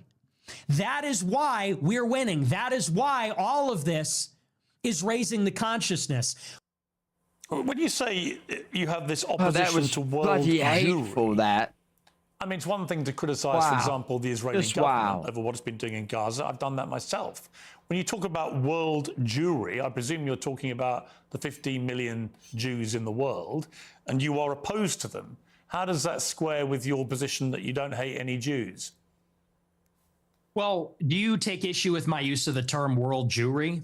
Well, what do you mean by that? Or do you take issue with it? Do you have a problem with that? Clarify what you mean by it. Well, it's funny you bring that up. Which version do you The gaslighting's fuck with? crazy because I use that expression on my show all the time. I say organized Jewry, world Jewry. And do you know that for like 30 years, the World Jewish Congress has an annual keynote called the State of World Jewry? Mary Weiss has given it. You can look it up. It's on YouTube. She gives the State of World European talking at the American. Whoa! Thank you for the What 5. even is this? Orange creme Coca-Cola? What will the Americans think of next? We are going to try, yes? And rate 1 through 7. First, with no ice. This is very weird. Okay, let's see. Dude, these wacky Americans. Oh, way too much sugar. Oh, it is like eating candy bar in liquid farm. Very, very sweet. With orange hint and creme. You can definitely taste the creme. Let us try now with ice. Speaking of ice, what is going on with Coca-Cola? Yes, I prefer Pepsi. This tastes like garbage. Ice. You're going to deport me as well, huh? I am immigrant. Oh, the ice does not help. This has nothing on Faxi Condi, the soda back in Europe. This is, I'm going to give... Thank you for that. Very good. World But what do you Jewry. mean? But Nick, what do you mean by it? I mean, you have to talk about, there's a concept of Jewish peoplehood. It's the sense that they are part of a common nationality, a common tribe, a common people. And so where they reside in Israel, the United States, or Europe, or elsewhere, they see each other above or maybe on a different level alongside their nationality, their state, wherever they reside. If they're in Germany, France, the United States, they see themselves as part of a transnational nation, of an international nation. The Jews in America, the Jews in Israel, they identify as Israeli or American, but they also have something in common. They identify as part of a common nation, which I would say there's a world Jewish population. It's world Jewry. And world Jewry has representatives. There is such a thing as the World Jewish Congress, where they actually elect, it's democratic, all the local Jewish organizations elect representatives to represent proportionally the Jewish population in their area at the World Jewish Congress. And it's sort of like Davos. It's like the World Economic Forum, but it's exclusively for members of the Jewish nation that exists across the world. And so that's a real thing. And I didn't make that up, and that didn't come from 4chan. It's like I said in that clip, I read what they write. I read their books. I watch these speeches. I watch a speech from Barry Weiss. You're fucking I pay evil, very close man. attention. Come So that's on. what I mean by that. There is such a thing as it's a nation that exists across borders on a global scale. They're organized, and they have a Here's national Gulp. self-interest as Gulp. that nation, as that tribe. So if you don't hate any Jews, what do you like about them? Name something you I like a lot about of the things about them. Jew. I think they're funny. I think they're smart. Don't you? I think that they're pretty remarkable people, and as Christians, especially as Catholics, He sold out, we say they're and remarkable. he fucking cocked. And this has been adjudicated in Catholic doctrine And for he thousands of cocked. years. We say that they're a Fucking witness piece people, of shit. and so we actually, there's provisions inside of Catholic doctrine that says we need to give them special protections because they were a witness to Christ's passion. So, this is why you can't clip the show. You have to watch the whole thing. I say this repeatedly in interviews. I do think they're remarkable. By definition, they're exceptional people. Beautiful. It's just They're that sexy. there is a sort Big of natural boobies. opposition between Very them and nice. Christians because of Very their theology. nice. We believe that Christ is the Messiah. I love They those. don't. They have been a minority in Yeah, I'm Christian playing lands for Pirates of the thousands Caribbean of years. online while and I they've watch been pushed this. around and expelled, and they've been persecuted Carroll and was right, segregated. yeah. And that's why there's a lot of paranoia. Can There- someone link me the Ian Carroll apology form? I gotta fill that thing out, man. Fuck. And the Candace Owens apology form too. There's a lot of distrust. DRS, There's where maybe do I some sign sense back of up for the chauvinism among membership? Jewish people. So there is, like I said in that clip, there is an historical antagonism between these two peoples, between Because Christendom holiday-themed. and Jewry, and that has always been the case in Europe. But I don't hate them, and I think I actually sort of understand them in a weird way. I think that because I've studied a lot of their politics, I think I really kind of know them in a way, and it doesn't come from a place of hatred. Do you have any Jewish friends? I do. I have many, yes. No. Well, that's weird because you said this. Jews and Christians have never been friends, ever. This isn't an ambush, by the way. Dude. What then? What is an ambush? What is an ambush if that's not an ambush? Do you have any Jewish friends? Yeah. Oh, that's weird. Well, then, because look at this. Boom. Not since Jesus Christ fought with the Pharisees have we ever been friends. Not since Saul was leading the charge Then explain persecuting all the this, Christians. then, huh? Why don't Not you? since the Roman Empire, not since the Bloody Middle hell. Ages. Never. We've never been friends. We've never been allies. We've always been set against each other, actually. And even here in the United States, it was communist Jews who were the architects of both communism Let and him the have civil it, rights laws Piers. that are dispossessing white Give it to him, Christians of their Piers. land and civilization. The Jews and Christians have never been friends ever, except was for you so and your funny. Jewish friends. Yeah. That was so it's like, dude, what is Piers? Is Piers like, okay. Like, is Piers just terrible at his own job of like slandering people? Or is it like, is he just being paid to do this?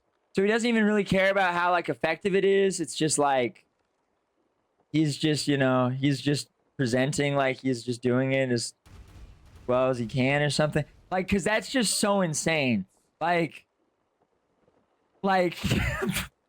going the speed at which that happened. Do you have Jewish friends? Yes. Oh, really? Well, then explain this. And then in like a half a second, there's a clip playing where it's going, we've never been friends. So easy. As peoples, as nations. Got it. Not saying every individual Christian, and of course there have been Christians and there have been Christian converts to Judaism, Jewish converts to Christian. You're nodding your head, but you're asking this. I'm saying as peoples, they've No, never I hear been you. aligned. As a There's been an Roman, I'm a antagonism. Catholic Okay. like you, and I have many Jewish friends. And I'm just trying to compute what you're trying to say, which is Jews and Christians have never been friends ever. And I'm like, well, you have Jewish friends. I have Jewish friends. We're both Catholics. Therefore, we're Christians. It sort of doesn't really quite add up. Well, like I said, as peoples, there has been an historical antagonism as peoples. And you could even say the same about blacks in the United States. Of course, there were black and white people that were friendly with each other, but in many ways, they were set Disgusting. against each other as groups. And I think that's easy enough to understand. The reason that many people think you're anti-Semitic is that you have regularly downplayed the Holocaust. I'm a and Catholic, in you particular, fucking the number of virgin. Jewish people who were You murdered by fucking the incel, Nazis. loser. It's been said that you believe no more than several 100,000 have been killed. And I want to play you this clip. People talk about, well, what about the gas chambers? Well, to the extent that that's real, I find that hard to believe, but to the extent that's real, there have been atrocities committed and genocides committed in all times and all places. Let's acknowledge why Hitler casts the long shadow. because that confers a political benefit upon Jews. That's why. It doesn't really sound correct to me. Wait a second. It takes 1 hour to cook No a batch way. of cookies. No way. And you have 15 He's pulling ovens. this out? Probably in 4 different kitchens, right? Doing Let's 24 hours go. a day, every day for 5 years. A How long would classic. it take you to make $6 million? I don't know. It certainly wouldn't be 5 years, right? The math doesn't seem to add up there. You think that's funny? It's funny. It's amusing what you're doing because, Why is the audio? you know, that one was a joke. But Why is do you the wanna audio talk bad seriously all of a about the sudden? Do you think? Holocaust? We Yeah, I could do talk- we could actually. be I very mean, I serious. do because I just find it extraordinary that you would think the Holocaust could ever be Is a something that we laughing can joke matter. about. Ever. Why, too soon? Is it too soon to make jokes? How many people do you think died in the Holocaust? How many Jewish people? I don't know. I'm thinking maybe 7 million. What's the number? 7, Too 6 soon? million, something like that. You really hit him with you- too you soon? You can see the 6 million. He is my goat. Like, he Means is he was just my dynamite. goat. It's like, dude, he really just is. Every single time. Every single time, you know? He goes on any show. He just overperforms your expectations. You know? Whatever you think, even, you know, the bounds of what you think could happen, it just is exceeded every single time. It's Holocaust. Possibly more. Possibly, we're discovering all the time. So it could be, maybe even be more than that. So why Upwards of 10. have you doubted the numbers in the past? I'll tell you why. wait, I wasn't paying. Wait, what did you just say? Possibly more. Possibly. Wait. How many people do you think died in the Holocaust? How many Jewish people? Run that back. I don't know. I'm thinking maybe 7 million. What's the number? 7, 6 million, something like that. So 8 million? You concede that 6 million Jews died in the Holocaust. Possibly more. Possibly, we're discovering all the time. So it could be, maybe even be more than that. So why Upwards of 10. have you doubted the numbers in the past? I'll tell you why. I really think that every death is a tragedy, however many Jewish people died in the Holocaust. And I'm not a World War II historian, so I'm actually open to believing the official narrative. I was just and I've wondering read what some it of the is. conspiracy theories. And to tell you the truth, it's a rigorous debate. But you know what's interesting about this is in many countries, it's not even legal to talk about it. And that's Is this where Piers says you should be allowed to deny the Holocaust in every country in the world? really where my interest in the Holocaust Globally? begins and sort of ends, to tell you the truth, is that if you wanted to question the number, you would be put in jail in about, 17 or 18 European countries. And I think that's really the more Yes. interesting conversation, which Thank is you, that Piers Morgan, for this is vowing. almost like a religious dogma Holocaust denial. in the West. No other genocide, no other atrocity is treated like this. Could you imagine We're if in the uncensored. United States they said the number of Palestinians At killed in last. Gaza is 100,000, and if you don't say that, you're going to jail, you're banned on X, you can't have a job? That's the part that's totally insane. And a lot of people, they can't even make up their minds. I think it's actually done a disservice. If your goal, and I'm not saying you as Piers Morgan, but if your goal, if you're an advocate for awareness about this, if your goal is to convince everybody that this is the way the Holocaust happened, I think the last thing you'd want to do is say that everyone that disagrees is in jail and is banned and you're not allowed to say it. So there's really been no open debate about the subject since the scholarship What, are you started trying to to be do another produced one? about 60 years ago. But there And is so- no debate to be had about the number of people who were murdered. Even the Nazis in the trials after the war confirmed Freely the numbers. confirmed amount the of numbers. documentation Yeah. that was recovered, notwithstanding freely- the attempts by the Nazis to destroy it. The amount of documentation that was saved Bragged and about it, preserved really. and used for trials and for historical record is unprecedented in the history of mass slaughter of human beings. So we have a very clear idea of how many people were gassed to death in the gas chambers. We have a very clear idea of how many were starved to death, were kept in ghettos, died of disease, of forced labor, of death marches. We know That's a how many rigorous Jews cock and ball were slaughtered. torture. It's at We least know. 6 million. We got it What's out of interesting them. to me We understand is that now. you appear to now concede that, which may be news to a lot of your regular viewers who have constantly heard you quibble with the number of Jews who died in the Holocaust. And for the record, just to confirm what I think you told me, you do now accept that at least 6 million Jews were killed in the Holocaust. Well, no, I said I it would could say be more. It could even be higher than Well, that. it could I said be higher. That is I think true. it's at least. But you I think you're accept right. at It is least. at least. Oh, it's at least Piers, 6 million. what do you It could think be it 100 is? times People are more going to than be that. okay. The people are going to be. Let me respond to your. Let me respond to the rest Piers, of your how many question. do you think it could What be? you're saying, I understand where you're coming from when you say it has been documented and there are confessions and so on. Let that speak for itself. But you don't see, your show is called Piers Morgan Uncensored. Yep. But the United Kingdom is censored and Europe is censored. And if you talk about these things, you will be put in jail in many countries. And I think that's where a lot of people start to say, well, if the truth is I'm getting Christmas so clear loot and and if Pirates there's of the such Caribbean overwhelming online. evidence, why do you need to throw people in jail for disagreeing? And you is yourself goated. said, well, there is no debate. I think everything is debatable. I think everything at least should be debated. And if the evidence is very one-sided, Fucking let Nazi the puke. evidence speak. Don't throw people in jail. So do you think that Holocaust stick. denial laws should be overturned?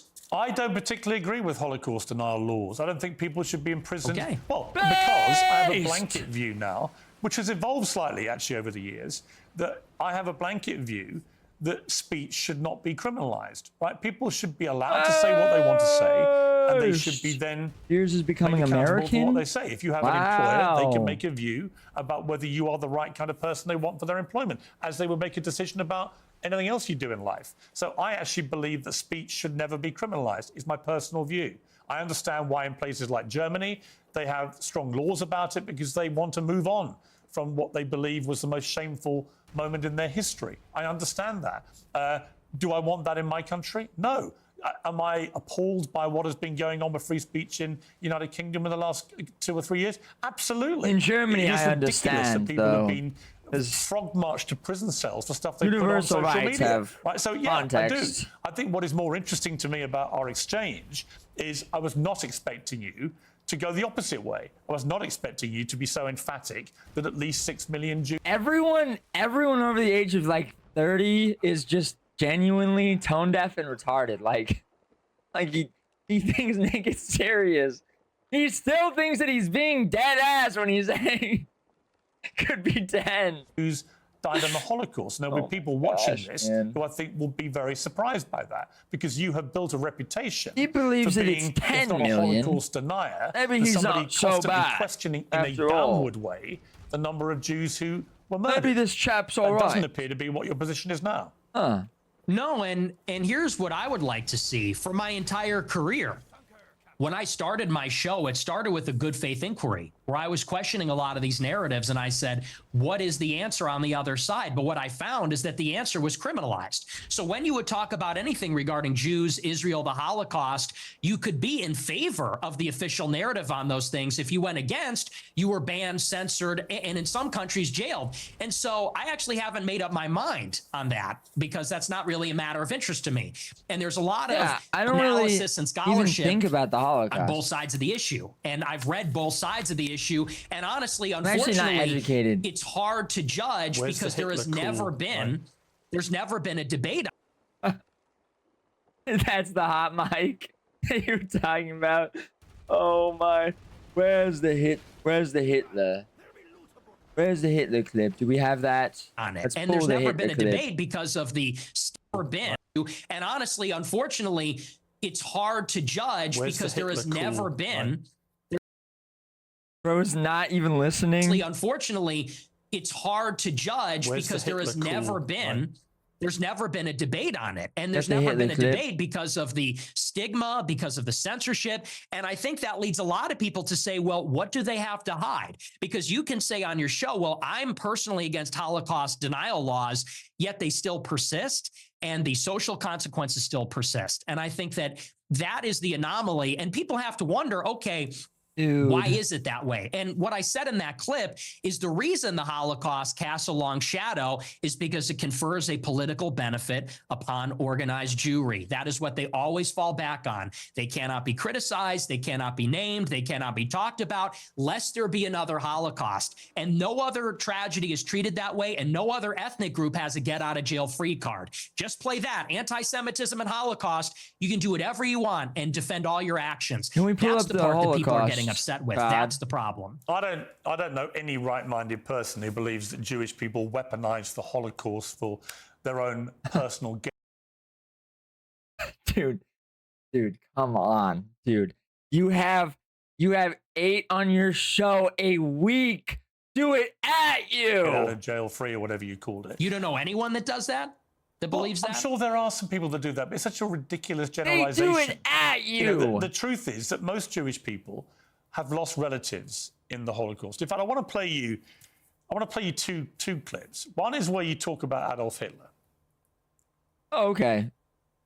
Hitler was a pedophile and kind of a pagan. It's like, well, he was also really fucking cool. So, you know, time to grow up. What the fuck is We're wrong not- with this we're guy? not children anymore. Am I right?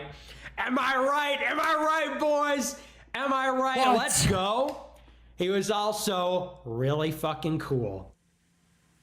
You regret saying that? My God. Saying a fact? No, that's absolutely true. You think Hitler was very fucking cool? Yes, I do. One of the And I'm tired of pretending he's not, well, to be honest. This is the problem, you see. It's a bit like when you just say, Yes. I'm a racist. You're a racist who thinks Hitler's cool, but you're not Let anti-Semitic. me get this straight. You think it could have been 10 million, and you think that Hitler's really cool. Wait a second. If you're a Jewish Yeah. person watching Wait. this, what are they thinking? Wait. I'll tell you what they're thinking, because I've got a friend of mine called Danny Finkelstein, who, when he heard I was interviewing you, he's a Times journalist in the UK, very eminent journalist here, and author, who wrote a book about his own family's experiences at the hands of Hitler and Stalin, Inconceivable. because you also told Tucker Carlson that you admire Stalin. But let's just take what Danny said here. Hi Piers, it's Danny Finkelstein here.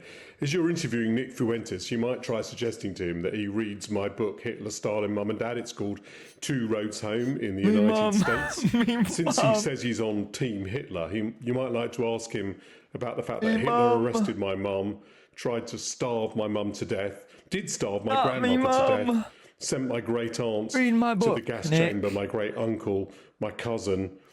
My grandmother on my father's side ended up being 1 out of 7 children, the only one that survived the war. So you might ask him whether he wouldn't rather be on Team Mum rather than Team Hitler. And as for celebrating Stalin's birthday, well, Stalin took my father, sent him to a state... Dude, I'm sorry, but I'm on Team Hitler over your mom. Okay, I don't even know your mom. ...collective farm, sent my grandmother and to a state collective farm, sent my grandfather to the Gulag. You might try asking him why he doesn't celebrate Dad's birthday rather than Stalin's. It may all be a big joke to him. I don't even know who your dad he was is. 18 when someone tried to cancel him. Well, Stalin and Hitler arrested my mum and my dad when they were 10 years old. So perhaps he might like to reconsider his joke. Oh, see, that's the reality. That one quite hurt, Nick. That one quite hurt I my haven't feeling. ascertained yet whether you are joking when you say that Hitler But was very yo, fucking that cool. hurt, mate. Are you joking, or do you actually think he was That very one fucking quite cool? stung. The most He was genocidal monster of the last 150 years. Yeah, of the last 150 years. Yeah, the thing is, my generation, we're just done with the pearl clutching. You know, Yeah, you might be, but then your generation hasn't gone through what Danny Finkelstein's family went through. So maybe the pearl clutching has a way to go for families whose family members oh my were gosh, murdered. yeah, we got all that. We, you know, me mom, like you know, I don't even know who this person is. Why is this person talking to me? This old British guy is saying, me mom got killed by Hitler. Because and he doesn't dad find got it killed funny by... when you say Hitler's very fucking I don't cool. care. He finds I don't I know care. you don't care. I know That's you fine. don't. You don't have to Fine, care. then. But he does care. Does that guy care about America? Does that guy care about me and my country and my family? No. He cares what you, a that's the prominent problem. conservative in America, has to say about Adolf Hitler. Now, what do you mean by Hitler is very fucking cool? Because I think he's very fucking a monster. Okay. And that's a clip. I think he's very fucking a monster. Do you hear yourself? Can we all grow up? I do. Can we all grow He up? murdered That 12 is just million childish. people. He murdered 12 million people. What is very fucking cool about that? Tell me. The edits, it's just cool. The uniforms, the parades, it's cool as a guy. You look at World War II, and it's fascinating, and it's interesting, and it's compelling, and it's cool. And you know, we're just tired of saying these kinds of things. We want to talk like real people and give our honest opinions, and then we literally get an old Jewish guy from England who's going to say, "Oh, that's not very funny, mate. Me mom," and it's like, shut up, like. You know, no one is in favor of genocide. So let's just get that out of the way. We're not in favor of a Holocaust or genocide. Do you think if half your family years ago? You think if half your family had been wiped out by very fucking cool Hitler, you'd still think he was very fucking cool? Yes. Or would you think that actually he was a despicable monster who murdered 12 million people, who targeted people because they were disabled or Jewish Oh my gosh. or Romani Gypsy or whatever it may be? And that he systematically destroyed people. Dude, I'm Mormon, okay? And Georgia put an extermination order on my ancestors. And I can look at it and see that they were worried that they were going to like overtake and infiltrate Georgia and take over the whole place. And they were right, okay? And they're right. Now, am I automatically on Georgia's side there? No. But they were right. We were. And we just moved to Utah and then we did it anyway. Okay. So it's like.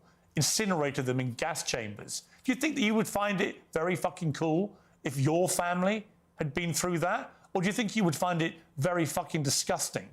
And perhaps moderate the number of times you laugh about it or want to joke about it or want to abuse. Stop being crybabies. Like Danny Come on. Finkelstein, who's written incredibly powerful books about what happened to his extended family at the hands of the Nazis and your other hero, Stalin. See, my point to you, What's very Nick Fuentes, is fucking that cool in about parts any of of this that, interview, Nick you Fuentes? try to come across as moderate, but every now and again the mask slips, and it slipped again here with what you say about Hitler. There's nothing very fucking cool about Hitler. Dude, when did they start using that turn of phrase? Like it's a normal political thing to say. Like, that's, dude, like, that's anti-Semitic, dog. Come on. We know that from history now. We know what he did. You've already conceded that he murdered at least 6 million Jews. So when you say he's very fucking cool, Jewish people watch this and go, this guy's disgusting. Why would he say this, cool say about this any about of someone that? who perpetrated such an evil? And what's the real answer? Why do you? Is it just for clicks? Is it for money? Is it just for fun? For shits and giggles? What is it? What motivates It's you? because he's to say shitting and something giggling all Hitler over was very himself. fucking cool. He is. It's for this. It's for all of this. And the lack of self-awareness is amazing. You're a boomer. You're a 60-year-old boomer. And we've spent maybe 3 minutes on you saying, he's a really fucking monster. He incinerated people. And I'm sitting here saying it's not that serious. It's not that deep. And Not that and what serious. I'm getting at. Not that serious.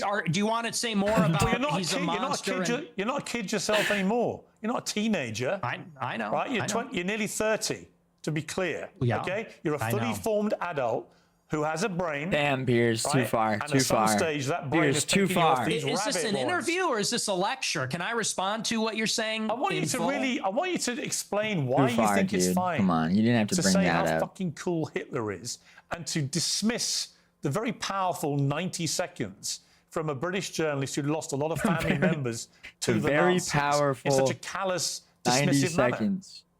I don't think it's powerful. I think we've been hearing that our entire lives. Okay. The Schindler's List. Let's just be honest. The propaganda is over the top. We have been in America. What about and the Schindler's everywhere. List? Hey, Tell me about the Schindler's List. Well, tell me about the Schindler's List. I'll tell you about it. We have been browbeaten as a people, as Americans, as Westerners for our entire lives.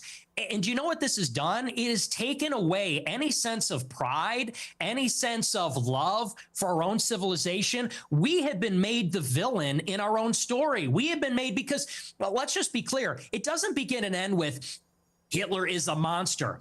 This has been the political narrative, which is why we have thrown open the borders. This is a political narrative, which is why we can't be a conservative society as a whole anymore, why we can't be proud of Europeans, why we can't be proud of being Christian, because they've told us if you're too white and too proud and too Christian, it's going to lead to a Holocaust. And so my generation, our entire lives. Wait. No, that's a crock of shit. That's why I'm popular. Because it's bullshit. Honestly, yeah, it's a crock. We don't want to hear any more about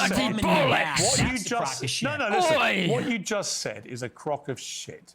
And you know true. it. It's called the open What you say about me, mom, mate? Gut, you know it is. You weaponize this stuff. British people are just not serious. Like British people cannot be saying that shit with a straight face, man. Come on, like you cannot be getting angry and start saying like British slang. Like no, you weaponize this stuff for money, but you know when you say something like what you just said. I'm banned from banking and credit cards. You know who you're talking to? I do it for money. And by the way, how much money you make? Your company's worth $100 million. Your company's worth $100 million. I was banned from Bank of America. And you shouldn't I'm banned from processing credit cards. And you shouldn't have been. But I am. So don't tell me I'm doing it for money. Well, ask me my opinion about that. I'll tell you shouldn't have been. Right? I don't agree with that. What's your opinion about that? Then don't say I'm doing it for money, because you know that full well, and you say it's a grift. How much money if I wanted to be a grifter, I'd be like you, and I would go and say, how much money are you making? I'm making a lot of money now. Yeah. Now that I'm the #1 live streamer in America, because people agree with me more than they agree with you. We're tired of hearing about needs like an XQC slavery watch. Bro needs an XQC watch to be like, the Holocaust. He's like 3 on his wrist at once. And Jim Crow. We're done hearing about that. You got your studio on my wrist, Piers. Okay, well, your generation's on the way out. And Generation Z is coming up, and we're finished with that. We're ready to take our country back. I've got 3 sons. We're not listening to crying minorities anymore. I've got 3 sons, and they don't share your views about slavery and about the Holocaust. They can have decency and compassion and humanity about some of the worst things that have happened in the last 150 years or more. They can do that, and they can also have concerned views about issues like immigration and other issues. The two things are not mutually incompatible. You can have different views about different things. It's your lack of humanity and compassion for people about things like the Holocaust, that's the thing that makes me so slavery. sad. It's that people find so contemptible. And I don't understand why you need to about do the that. Holocaust. Is it, again, I just ask you, is your motivation financial? Is your motivation for fun? What is the motivation to say these outlandish things, which you don't need to say, and which I suspect, I don't know, but I suspect a lot of it is performative. So what is the motivation?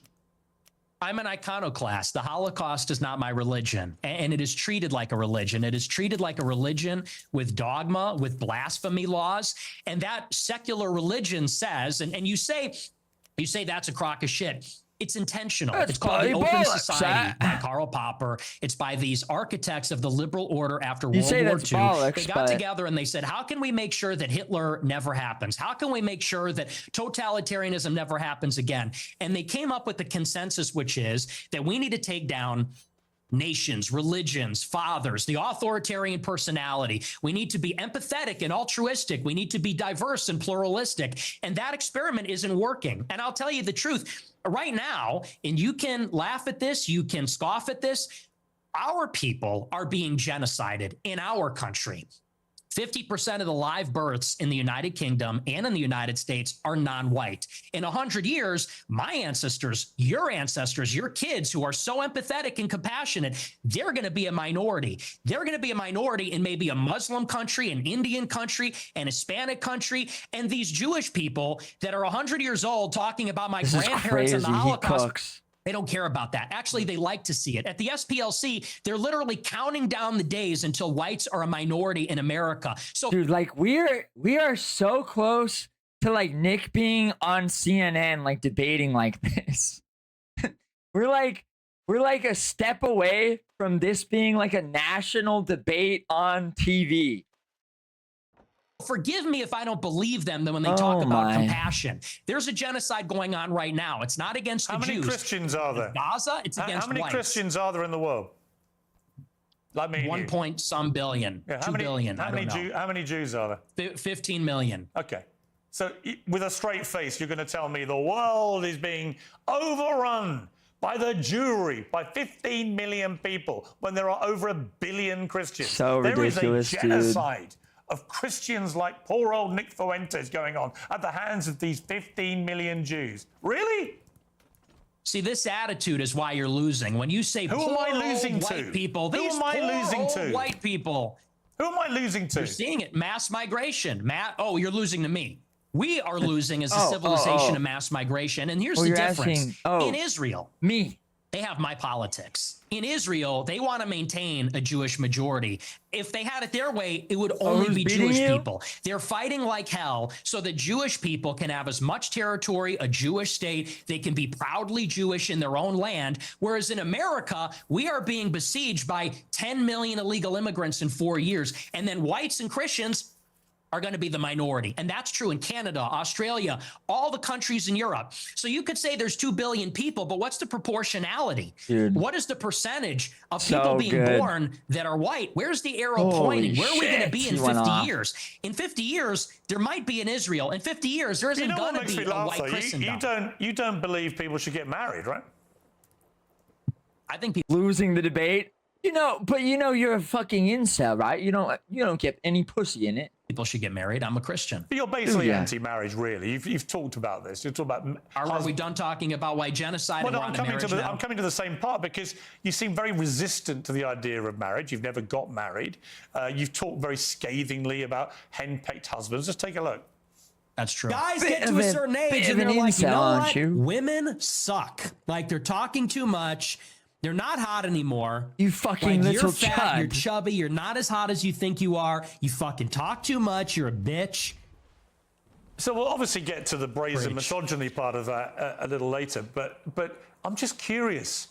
On the one hand, there's this terrible genocide going on of white people. On the other hand, you want people effectively to stop going near women because they all turn out to be so ghastly, so they shouldn't presumably procreate. So how does that work? I mean, aren't you, with your rhetoric, actively encouraging men? You're saying don't have any white babies, is that right? Women, therefore not have any more children. Therefore, you are contributing, Nick Fuentes, to the diminishing white population. I'm confused. White women become I tell my followers to get married all the time. Yeah. I tell them that it's best for everybody to get married. And I think that's the only way that you can have sex. I think that's the only licit way as a Catholic, as to have sex is within marriage. Why don't you get married? I'll get married later. It's been difficult for me because people are shooting at me at my house. I don't know that I don't want to have kids and a wife. My wife would be screaming about that. Me, I have to be able to take risks and be able to say these things. It's difficult to bring a family into a life that's like that. But for my followers, I tell them to get married. But what's happening with women? You literally just told your followers, hang on, in that clip, you literally told followers, women, they get old, they get fat, they get ugly, they get very annoying. So where's the incentive to get married to women? There isn't one. You're actively telling them the opposite. You're extrapolating a lot. We can complain. Just quoting you back yourself again. No, but you're extrapolating and saying, well, you say women are annoying, so therefore, what's the incentive? We have to do it in spite of the fact that they are annoying. We have to do it in spite of the fact that they talk too much. We can get them to lose weight. We can put them on peptides. We can get them to the promised land, but it's going to be Do you think this view of women may be why none of them want to go near you? Oh, you should see my DMs. It is quite the opposite. They're called the Groybettes, and I'm actually batting them away. Granted, not all of them are attractive. Some of them are attractive. Are you actually? Just to clear up one of the many theories about you, I have no idea what the answer is, and you haven't got to answer. But are you actually attracted to women? I am attracted to women. You're not gay. No. But I will say no. that women are very difficult to be around. Okay. So there's that. And do you think they should have the right to vote? I do not. No, absolutely not. They should stay at home? Well, yeah, absolutely. Labor camps. So basically, you're just a misogynist old We dinosaur. should probably aren't you? put them in some sort of For a young guy. Yeah. I mean, I know I'm the manual boomer. I know I'm labor the boomer here. arrangement. But actually, you're a 27-year-old dinosaur, aren't you? Aren't you, Nick Fuentes? All women. I am. All women are annoying. All women grow fossil. old. They all get fat. Says the guy. Have you ever had sex? No, absolutely not. Wow. Says the guy who's never got laid. Oh! That's the Wow. thing. They all get fat.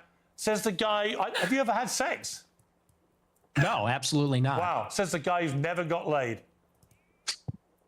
That's Wow. the thing, though. You boomers, it's You think always you're an get expert laid, in free women, love. given you've never got laid? Wow. Bloody hell. Yeah, we You are can't going even back to get the a little Stone bit Age. of You're absolutely pussy, right. and- This, you're talking about Wow. empathy, and your kids are empathetic, and they would never laugh at a joke about the Holocaust, and you're a misogynist. You're a simp yourself. You're totally henpecked. That's the problem. So Let yeah, me we are play, going let me back to play the way another clip of yours about women. A lot of women want to be raped, and when I say raped, I mean like. Dude, that these sounds aren't bad even when I say hard it to like defend that. against at But there's all. like a These lot aren't of even women that really remotely- want a guy to beat the shit out of them. But also, they have to pretend. But part of it is they have to pretend like they don't. You think women want to be raped, do you? You're farming him female fans right That's now. what the studies show, Piers. That is what these statistics that's what you say. believe, They is have it? The fantasies. science is They have in. fantasies about it. I don't think that they want to actually get raped, but there's a study out there. Get ready for this.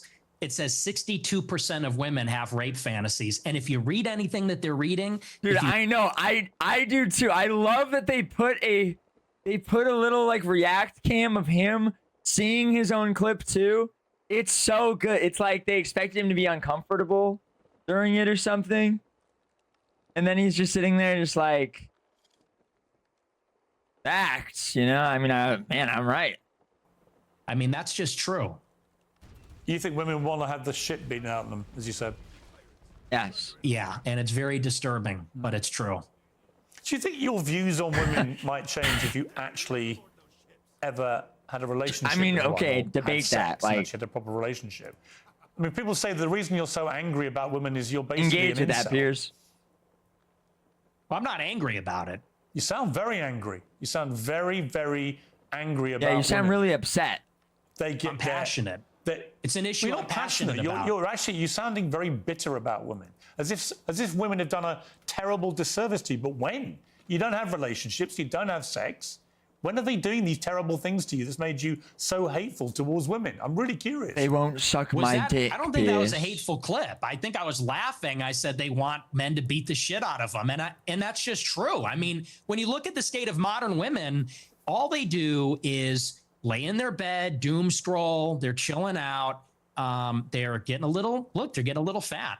It is what it is. yeah, I don't know put what them the in average camps. weight is, but they're getting a little heavy. And any guy that Put is them in playing the labor field these camps. days will tell you that. I mean, and I know a lot of the chats. I heard this part too. I love this. He calls Pierce a beta, and then they just keep going. I am an incel. I'm friends with a lot of Chads like Bradley Martin, Clavicular. They agree with me. You know, there's sort of like this alliance between the guys that don't have sex and the guys that get the most sex. We know what women are about. It's the guys in the middle. Guys like you in the middle. It's the beta male orbiters that say, she's amazing. You're a misogynistic pig. Because I don't know what that is. I guess Well, they're come on. Let me desperate. explain to you what I think it is. I guess think you're when desperate. A 27-year-old guy who's never got laid, never had a meaningful you're a relationship with a little woman, says that incel. women shouldn't be allowed to vote. Never felt they should love. stay at home. That all they do is fantasize about being raped and being beaten up. That's what they want. That they're annoying. That they get fat. It's that just they get ugly. True. That's a misogynist. Now, you may not understand it because your knowledge of women is so incredibly tiny, but actually, you Just are like the I embodiment suspect of a your misogynist. dick is. It couldn't be clearer. And if I was in a way, you have the Based off how deep-rooted you misogyny of speak. some of the actual boomers I know. Yet here you are, 27 years old, and most of the current studies show that a lot of men are really disenfranchised from society, no longer have physical relationships with women if they've ever had them, never associate with women, and build up instinctively misogynist views about women. And I fear you're in that position. You're just a bit of a lonely guy who wants to get laid and can't for whatever Protect reason. the schools, man. And it's made you bitter about women. And I don't know where that's come from, but it's fascinating. No, see, here's the thing. First of all, you're very caught up in the labels. It's always, you're a racist, you're a misogynist. You said you these were words a racist. mean nothing to me. Oh, hang you on. gave Whoa, yourself, can I respond? You gave yourself the label. What is this? You said, I am a racist. I didn't give you the label. Okay. You said, Nick Fuentes, I am a racist. Calm down. Calm down. Did you or didn't you? It's okay. Did you? Yeah. Okay. But so here's I the didn't thing. give you the label. You did. said it. Why are you yelling at me? Because you're trying to you infer screaming at something me? that didn't happen. said that you you're said, I gave you the racist, label okay? of being a racist. You've said it no, yourself, you did. mate. You said, I'm a Cheerio. racist. You Okay. gave yourself the label. You're going to have to tone it down a little, all right? You're going to have to bring it down a notch and relax. This is just an interview, okay? Please Whoa. calm down. All I said is love you're Nick hung just up. being like, chill. I didn't say you gave me Whoa, that. whoa, Maybe whoa. I did. You did. But here's Whoa. what I mean. What I mean is, okay. What I mean is you're just hung up on on proving you're a misogynist. You're Okay, hung, you're a Piers. racist. Okay, you denied the Holocaust. And I'm not about the labels, You man. didn't deny I'm the just Holocaust. past that. As I said to you, look, Nick, as I said to you, I just wanted to go over the stuff that you know everyone uses out there Yeah. about you and get you to respond. And we are getting, I think, a Yeah. long way in this interview. Right? Okay. You didn't deny the Holocaust. You accepted there's been a Holocaust of at least 6 million Jews. Maybe I'm a more. maximalist. That is Holocaust. That is significant. You I think did it's admit more. you did admit you're a racist, and you have spelled That's out true. a thought process about women, which is the purest definition of misogyny. Dude, okay, so if you go on Piers Morgan, just like ironically, but very obviously, so the audience is all aware you're just messing with him. He won't be able to tell at all. Just say the opposite of what you think and exactly what he wants to hear. And then he'll just be like, well, you're quite all right, actually, you know? He'll look like an idiot. And the audience, everyone else understands fully, like what you were saying. the That whole time. I've ever seen. And you said you're not gay. So we're getting somewhere. Yeah. Well, look, and I own the labels, okay? But I Okay. just don't care that much about them. That's fine. I feel like the whole. I'm not saying this you is have- like a weird. I'm not saying you Yeah, go have to ahead. care. Nick, you don't have to care about any of it. Thank I promise you. you. Right? That's not why Thanks, I got Piers. you on the show. I wanted to give you a fair crack, which I think I have. It's okay, you hear We've the gone game, over a it's lot of stuff. ambient. We've got a bit more to go on. I genuinely don't think I've ambushed you with anything you couldn't have been expecting. No. I don't think I've been not at overtly all. hostile. In fact, when you've asked me to calm down, I've calmed down. I don't want to have a hostile, Thank you, Piers. angry, shouty match with you. I simply want you to spell out exactly what you've meant about all these things, and people can then be the judge of them. So let's take another break, and we'll come back and talk about Donald Trump, Dude, Tucker Piers Carlson, bent the knee. Candace Owens, Piers and others. cucked. Piers totally Because it cucked is to Nick peak right time there. for Did you online see shopping that? sprees, but that also means it's peak He time just went, okay, I'm getting all caught up here. Sorry. for hackers and data brokers When you tell who me- steal when information you tell me online. not to, The solution is I- very simple. Use I calm down. ExpressVPN I'm a to good shut them boy. down. Top tiering they try Right. from all VPN, all for $3.49 a month. It's a no-brainer. I use it, and you should Angry too. shouty Right now, you match, can get an yeah. extra I'm 4 not months trying to have of an angry ExpressVPN shouty match, If you go to mate. ExpressVPN, I'm just trying to figure out what you're Piers. That's ExpressVPN's lowest price all about. ever, plus 4 extra months of service. Just scan the QR code on the screen. Dude, I or know. go If to only we could skip these ads, but unfortunately, I'm expressvpn.com/. piloting a ship right now, okay? Unfortunately, I'm on the high seas. Okay, back with Nick pulling off. Fuentes. You began your show in 2017, the same year as Trump was inaugurated for his first term in office. Piloting you a- supported him a boat. at that time, but Frigate. you've grown increasingly disillusioned, I think it'd be fair to say. Let's play a recent clip from you about Trump. We played this game in the first term. We're 10 years in. And you still have these people, I hate to say it, but they're just like in denial. And they're like, okay, everybody, let's all go on Twitter and let's tell Trump, don't screw over your voters. Okay, hey, Trump, don't hire John Ratcliffe in the CIA. Like, what are we doing? We lost. It's over. The time to make demands was during the election when he needed the votes. He's a lame duck president. He doesn't need anything from us. He's not even on Twitter. He's on Truth Social. So what are you talking about? We're going to all rally and tell him, don't hire yet another neocon? Now, over the weekend, you posted this. He just doesn't know. You said performative cruelty is the perfect phrase to characterize the Trump admin and the mood of the MAGA movement. In order to compensate for his compromises and failures, Trump has to fall back on mean-spiritedness to appeal to the basest instincts of his followers. Game it's really cam? sad. Okay, I'll play it in this tiny window down here. To lecture people about performative cruelty? This is my boat. Why? Are you accusing me of being cruel? Is that what that is? Yeah. How am I cruel? You're cruel about black people. You're cruel about women. I mean, you're cruel about a lot of people, and you're very performative. Okay. I don't think I'm performative. If anything, everyone else is performative. I'm authentic. You know, whatever you want to say about me, it's real. It's from the gut. But yes, I do think it's performative. And what I mean by that is, you know, when they're doing the deportations, they know the deportations are not where the base wants them to be. They deported, the figures are disputed, but from my data, it's 300,000 in the year, which is not a massive deportation. They know the base is unhappy with that. So what do? The deportations that they are carrying out, they do a big spectacle and they arrest everybody and they film it and they put a hype at it. And there's a meanness in there. They played that song, I think from Sabrina Carpenter or something, and they make it a joke. They make it glib, and they do that because they're not delivering on the promise, so they compensate by doing it meaner, edgier, more mean-spirited, so that the base will overlook the fact that it's not happening. And I think that's by definition performative cruelty. You can call me a hypocrite, but it's definitely true about what they're doing in the administration. You went to see Trump at Mar-a-Lago with Ye for dinner. What was that like? It was very interesting. They're my two heroes. Ye is my hero. Trump is my hero. Even though he's very disappointing, I still a personal hero of mine. And he's a remarkable person. It was a great conversation. We got along pretty well. He liked me. I liked him. It was a love fest. I mean, he got attacked afterwards for supping with the white supremacist devil. I mean, do you accept you are a white supremacist? No, absolutely not.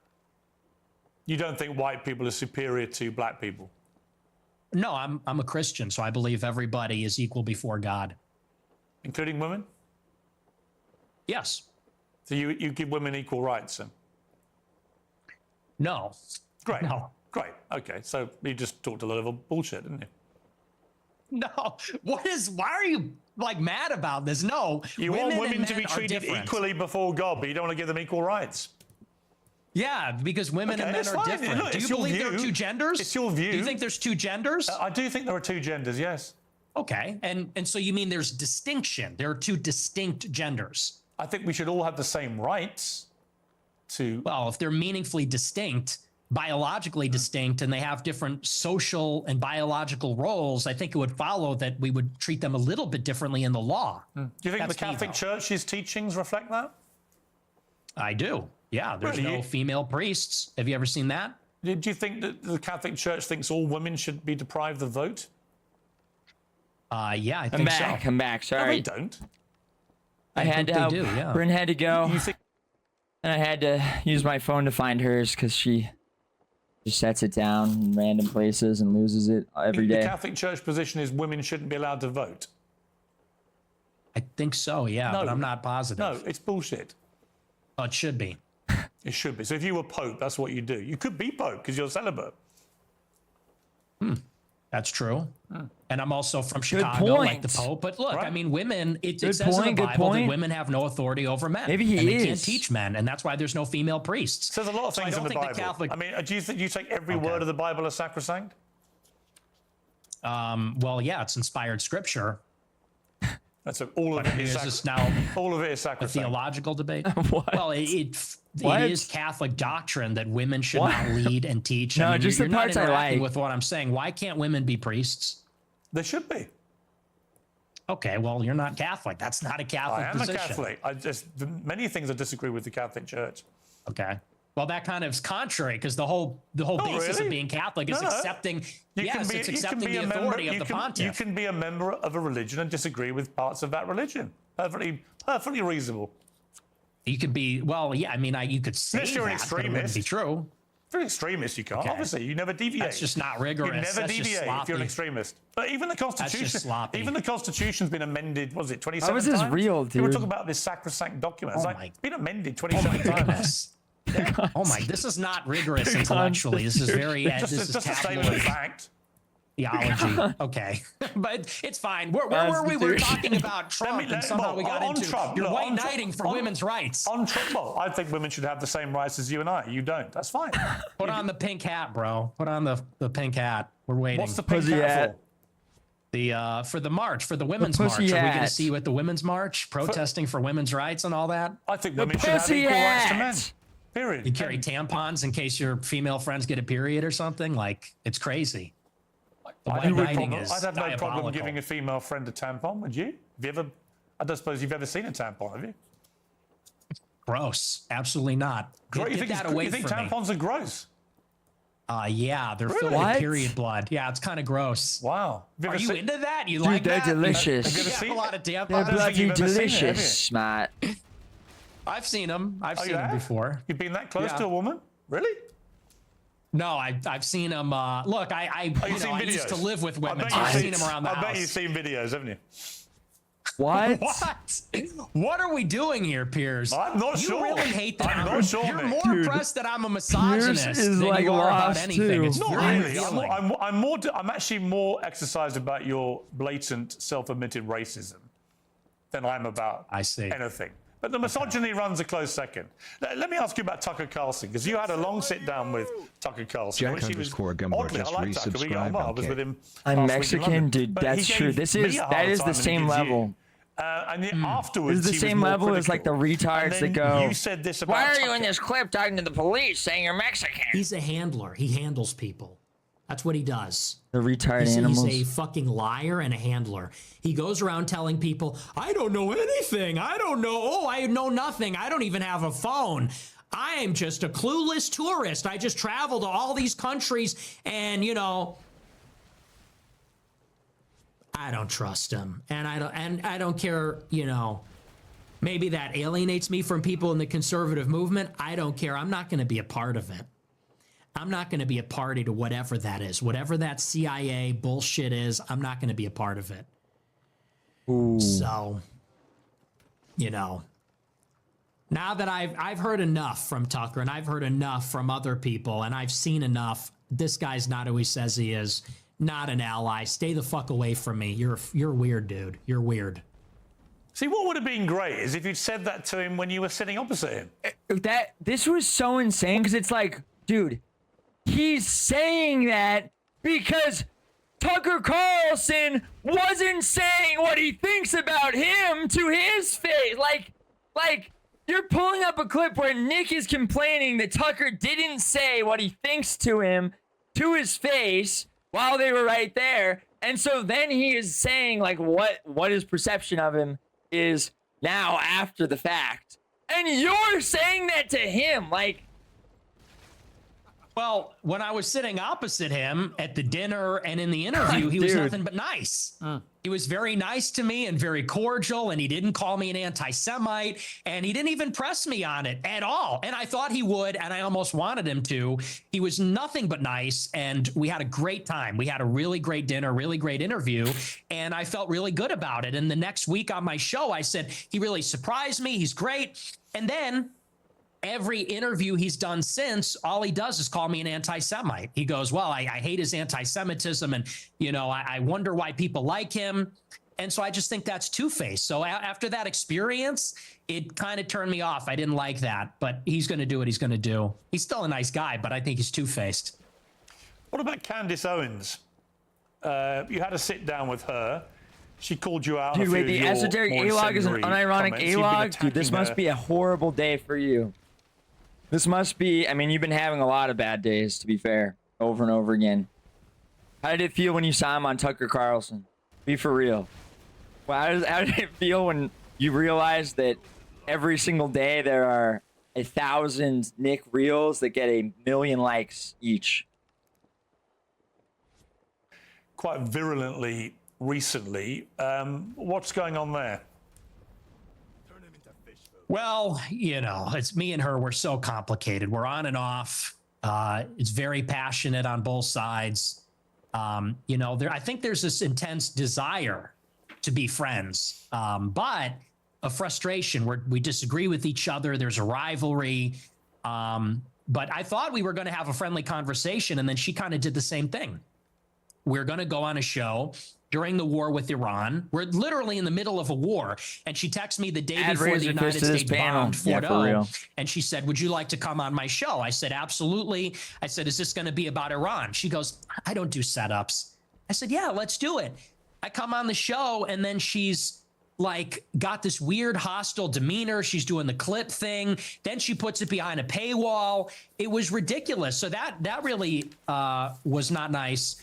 And then I think this whole Charlie Kirk thing, I think she's gone insane. I think she's absolutely lost her mind.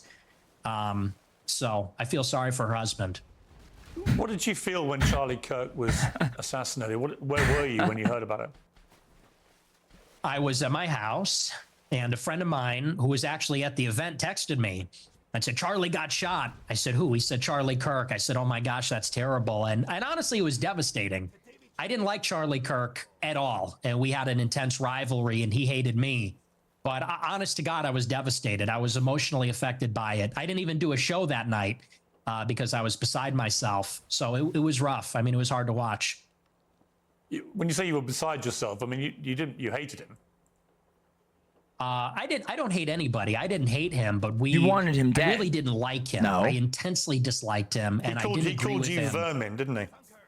He did. Yeah, he hated me also. But you were still beside yourself when you heard what happened to him. I was. I thought it was disgusting what was done to him, and it was tragic, and it was horrifying. Do you fear an attack like that on yourself? Have you upped your own security because of this? Yeah, what does that look like? Your profile's got exponentially higher since what happened to Charlie Kirk. I have increased my security, and but you know, something similar like that happened to me. Someone came to my house with a gun about a year ago, almost exactly, trying to kill me, and he was shot and killed in my alleyway. So I've had increased security for a while. It's a bad time out there, and I do believe it was a left-wing person that killed him. I think it was a left-wing person that tried to kill me. So yeah, I take it very seriously. Elon Musk said on his X platform that you're a Fed. You're a paid-up hire of the government. Is that true? No. 100. You've never worked Yes, for the we government are. in any capacity. I've never talked to federal law enforcement. Do we count and the actually, CIA I or- testified to that fact under oath when I was subpoenaed by the Congress. People leave that part out. Technically I got clandestine. subpoenaed, I think, in January 2022, I think it was. And I was deposed by the subcommittee, the House Select Subcommittee, on January 6th. And they asked I'm gonna me, get sunk. did you speak with any federal I'm gonna law get sunk. enforcement? And under oath, I said, no, I've never had contact with them. I've never turned over devices. So no, absolutely not. There's been footage that's come out again this week. This is you at the January the 6th riots. Let's take a look. It appears we are taking the Capitol back. Oh my gosh.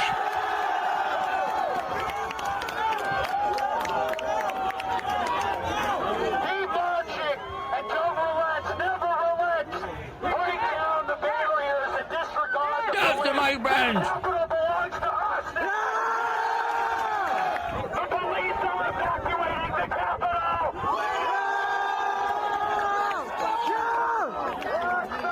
Politicians those left.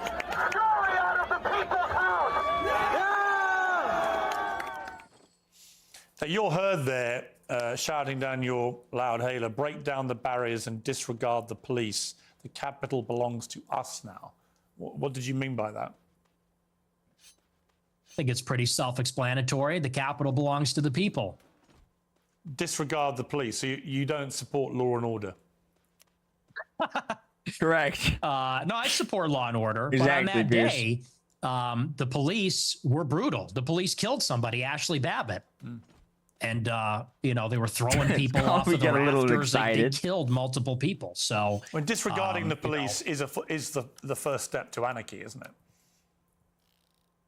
Well, I think the first Can we step to get a, anarchy is when the government rigs the election, which is what happened. That Can we is get when an the FBI government team loses to its find Esther legitimacy and its Gaylog's location? enforcers, consequently, Quickly. do also. Well, Because that's exactly what happened in 2020. There is no evidence. If we have any listening, can we please, You know that. let's get his You're a address. bright guy. Well, let's talk about it. You want to talk about the election of 2020? Yeah, I think Trump lost Okay, it fair well. and square. I think he fought the wrong argument about the stolen election. I've said to him, to his face, I agree. The argument he should have said is that the deliberate suppression of things like the Hunter Biden laptop scandal from the media, by social media, by big tech, was actually a deliberate attempt to subvert the result of the election. And that's a much better argument because it's undeniable. When the New York Post that had that exclusive were basically shadow banned off all social media for the 2 weeks before the election, that was an absolute disgrace. And if I was Donald Trump, I would focus on that as being my main argument that that election was slanted against him. When he goes off into saying that there was widespread my rigging, gosh, who cares? voter systems Dude, were wrong. Piers, who cares? We've litigated all this now. Through Piers, various who court cases, various cares? Republican judges have ruled there was no rigging of that kind. In fact, the American election system is accepted by most people around the world as being one of the best in the world, one of the most reliable. So I just think he fought the wrong argument. If he said the deliberate suppression of damaging stories to the Bidens, which could have swung the election, was outrageous and unacceptable, I'm 100% behind him. But by building this spurious argument that it was all rigged through voting systems and so on, he lost me. Wow. Well, I agree Who about the cares? voting systems, but you know, when they went into the machines, I think that was ridiculous. However, what has to be accounted for is that in 2016, 35% of the votes were cast by mail. By 2020, it was 70% because of the pandemic. So you doubled the amount of votes that These are happened by God mail. in They called chat, it too. in-person early voting. They called it a variety of different things. And the other thing that they changed is they solicited the mail-in ballots. So they sent ballots to people's houses. And once you do that, These I mean, are you God. have absentee balloting normally, but it's a God, process. You got Michael to give your social Alberto. security number, your ID. They send it to you. There's regulations in place. This is an election where they double the amount of mail-in votes, and they sent ballots to people's houses. And when you do that, you break the chain of custody. So they send the ballot out, and then they tell people return it at a 24-hour ballot drop site that's unsupervised. There's thousands of them, and they're going to hope that all the ballots that find their way into these drop boxes were filled out by the person that the ballot was intended for. And I know that didn't happen. I'll tell you why. My uncle has been dead for 26 years. He got a ballot in 2020. It was mailed to my parents' house. And you know that was happening in nursing homes. You know that was happening in apartment buildings. But you So also I think know that every independent body that has looked at this has I concluded know, there Faceless. He was no 100% on widespread the other side. rigging, that it was a free and fair election, and Trump lost. And the bottom line is he should stop going on about it anyway because he won back the White House in 2024. Right. By your, I Okay, mean, well, as you that's have a been so separate keen to argument. tell me, move on, right? No one wants to look back too far.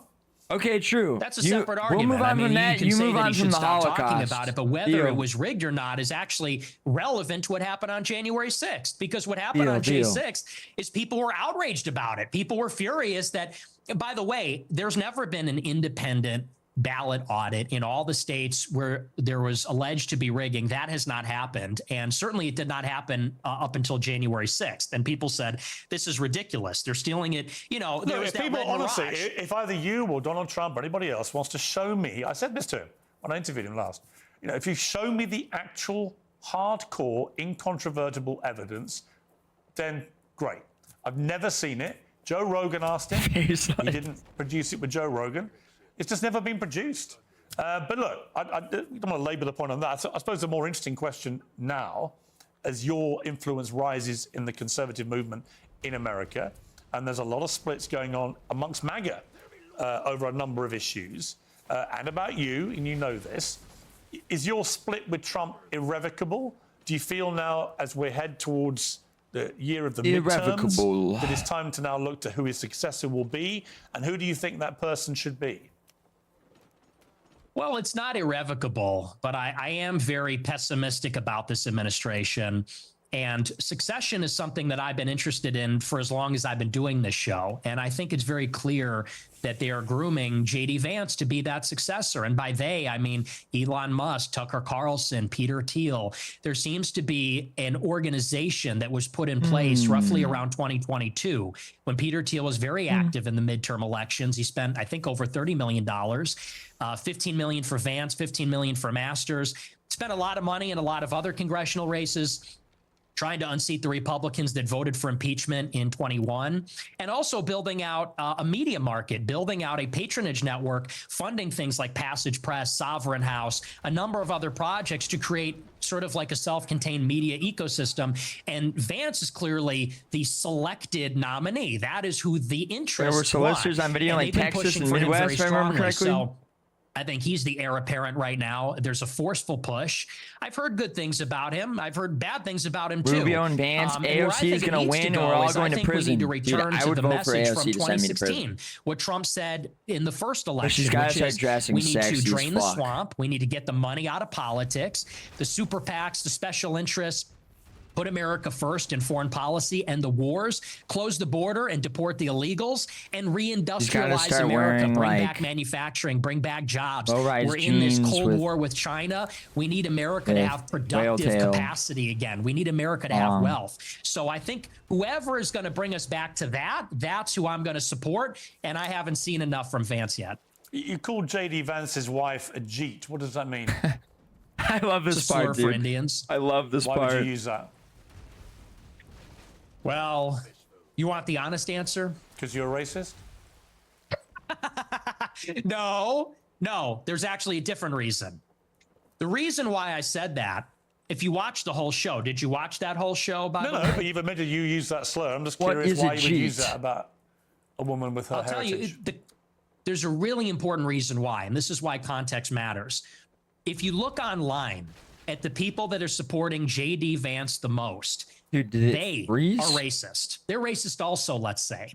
And they look at someone like myself. I don't support J.D. Vance. And they say, you're brown. You're a third worldist. They are gleefully participating in the cruelty. You could say the performative cruelty of the Trump administration. They say, you're going back. Dude, you have 100 days until you're being deported. You're going in a crystal. And then they tell us to vote for J.D. Vance. And so all I did on the show is I said, you have basically racist chuds that post memes about Indians all day on Twitter, memes about third worldists and Palestinians even. But then they want to turn around and support a guy who has said on Twitter, how dare you say I'm racist? I have non-white kids and I'm in an interracial marriage. And all I said is I just said that's a little ironic. I said that's hypocritical. And Vance is going to have to explain to all of his supporters who have gassed him up as the real mass deportation candidate. He's going to have to explain to them what's going on with that. What is with the contradiction? Because you justify the accountability for the millions of young people that will hear you use that slur and think it's fine to use it. No, I think that's ridiculous. Okay. Let's take a final break. Do you know who you're talking to? What is that question? With a little kind of summary of how you think this interview has gone for you. Okay. If you're a fan of epic fantasy, Arthurian legend, or just epic storytelling, I have some bloody good news love for you. that. The Pendragon Cycle, Rise of the By the Merlin, Daily is the Wire. Daily Wire's new 7-part cinematic My series. goodness. And it's so good, it will shock you. It's a top-quality reimagining of the King Arthur legend, which follows a young Merlin in a Britain torn apart by warring factions and standing on the brink of a new era, the rise of Christianity. Daily Wire Plus All Access members get the first 2 full episodes on Christmas Day. Not a teaser. Daily Wire not a sneak ad peek. during Nick interview is Episodes 1 crazy. and Yeah. 2, a full month The before one with anybody else. Brett So if you Cooper. want to go ahead with the story, now's the time Brett to Cooper. join. And with the sale happening right now, you can get 50% off memberships, including the All Access plan. The Pendragon Cycle, Rise of the Merlin, premieres on January the 22nd, but All Access members can start watching on Christmas morning. Head to dailywireplus.com so you don't miss out. Daily Wire Plus. Okay, Nick, for Wednesday, we've been talking for nearly 2 hours. What is your view of how the interview has gone? I think it was great. Honestly, I think it was a tough interview. You're a tough interviewer.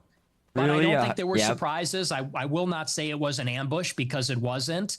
I sort of anticipated that you would make some choices about how you wanted it to go, and I was fine with it. So I thought it was terrific. As a Catholic, you're probably aware the Jerusalem Post has recently called on the Pope to openly condemn you. Would it matter to you if the Pope did? He's an American Pope, obviously. It would be very disheartening, yes. Why? Why? Because he's our spiritual Why? leader. He's the head of the church. He's the vicar Why? of Christ. So cares? if he condemned me, that would be very disheartening. Why would that matter to and you? It would depend upon what he would What? say exactly. But yeah, I What? wouldn't like that. I wouldn't like that If at he all. condemned you because you've openly admitted to being a racist on this show? Well, that's why. Oh, you know, this racist. I would be disappointed if he said that because I think that word racist, it means something different to everybody. And Long ship, idiot. so I think that's just silly. I think that's just semantic. Have you ever been in love in your life? Have you ever experienced the No. joys of No, love, like romantically, Nick? no. Yeah, never. You're just a pathetic incel, is that it? Do you think that's part Chud? of the problem? What's the problem? Why you are the way you are? What problem? Oh, and what's the way I am? What are you trying to say? I've given people 2 hours of the way you are. You're unashamed about a lot of it. I don't think I have a problem. Dude, I when think Piers I'm, realizes no one cheerful, gives a fuck, boisterous. holy shit. Look, unlike He'll you, lose his mind. I'm willing to be a little well, I guess you're willing to be provocative, but I'm willing to be very provocative, and I'm a free thinker, and I don't like to be tone policed. I don't like to be Your told Excellency, about. will you disavow You know, racist people Nazi are going to Chad tone police incels, and play Pickles moral Fuentes? cop about you can't make this joke or you can't make this statement. And I think that's just about being intellectually open. I'm a believer in openness, and I like ideas. I completely agree. I think you should Yeah. be perfectly free to express yourself exactly how you see fit. My problem is Based. how you see fit with some of the things that you say. And we've been through a lot of them, and I think people who don't know you very well will have been shocked in parts and surprised in other parts. I was But both in shocked totality, and they surprised can by what he said. See you for what you are. I think we've got a lot nearer yeah. to what the real Nick Fuentes is in the Your last 2 Holiness, hours he than we hunts probably have cum with seen a black from light. your other recent interviews. Would you agree? No, I mean the clip thing. Dude. We've done the clip thing. Dude, Trump's gonna do an address from the Oval Office disavowing Nick Fuentes, and then immediately the Pope will too. Oh no! And then the generational run will come to a close, and it will be over. We've all seen the clip show. Everyone's seen the clips. You think you're the first one to do the ADL rap sheet. So here you said this, and then here you said that. I've been playing that game for 10 years. So this is honestly more of the same, to tell you the truth. Nick Fuentes, I appreciate you coming on Uncensored. Thank you very much. Oh, thank you for having me. Thanks. Thank you. Well, my thanks to Nick Fuentes, and my thanks to the hundreds of thousands of you watching this special live episode of Piers Morgan Uncensored. As I said during the interview, I think it was firm but fair, but you can all make up your own minds. If you like what you do, please like and subscribe to the channel so we can keep doing it. And tomorrow, until then, whatever you're up to, keep it uncensored. Mogged and raped. Mogged and raped.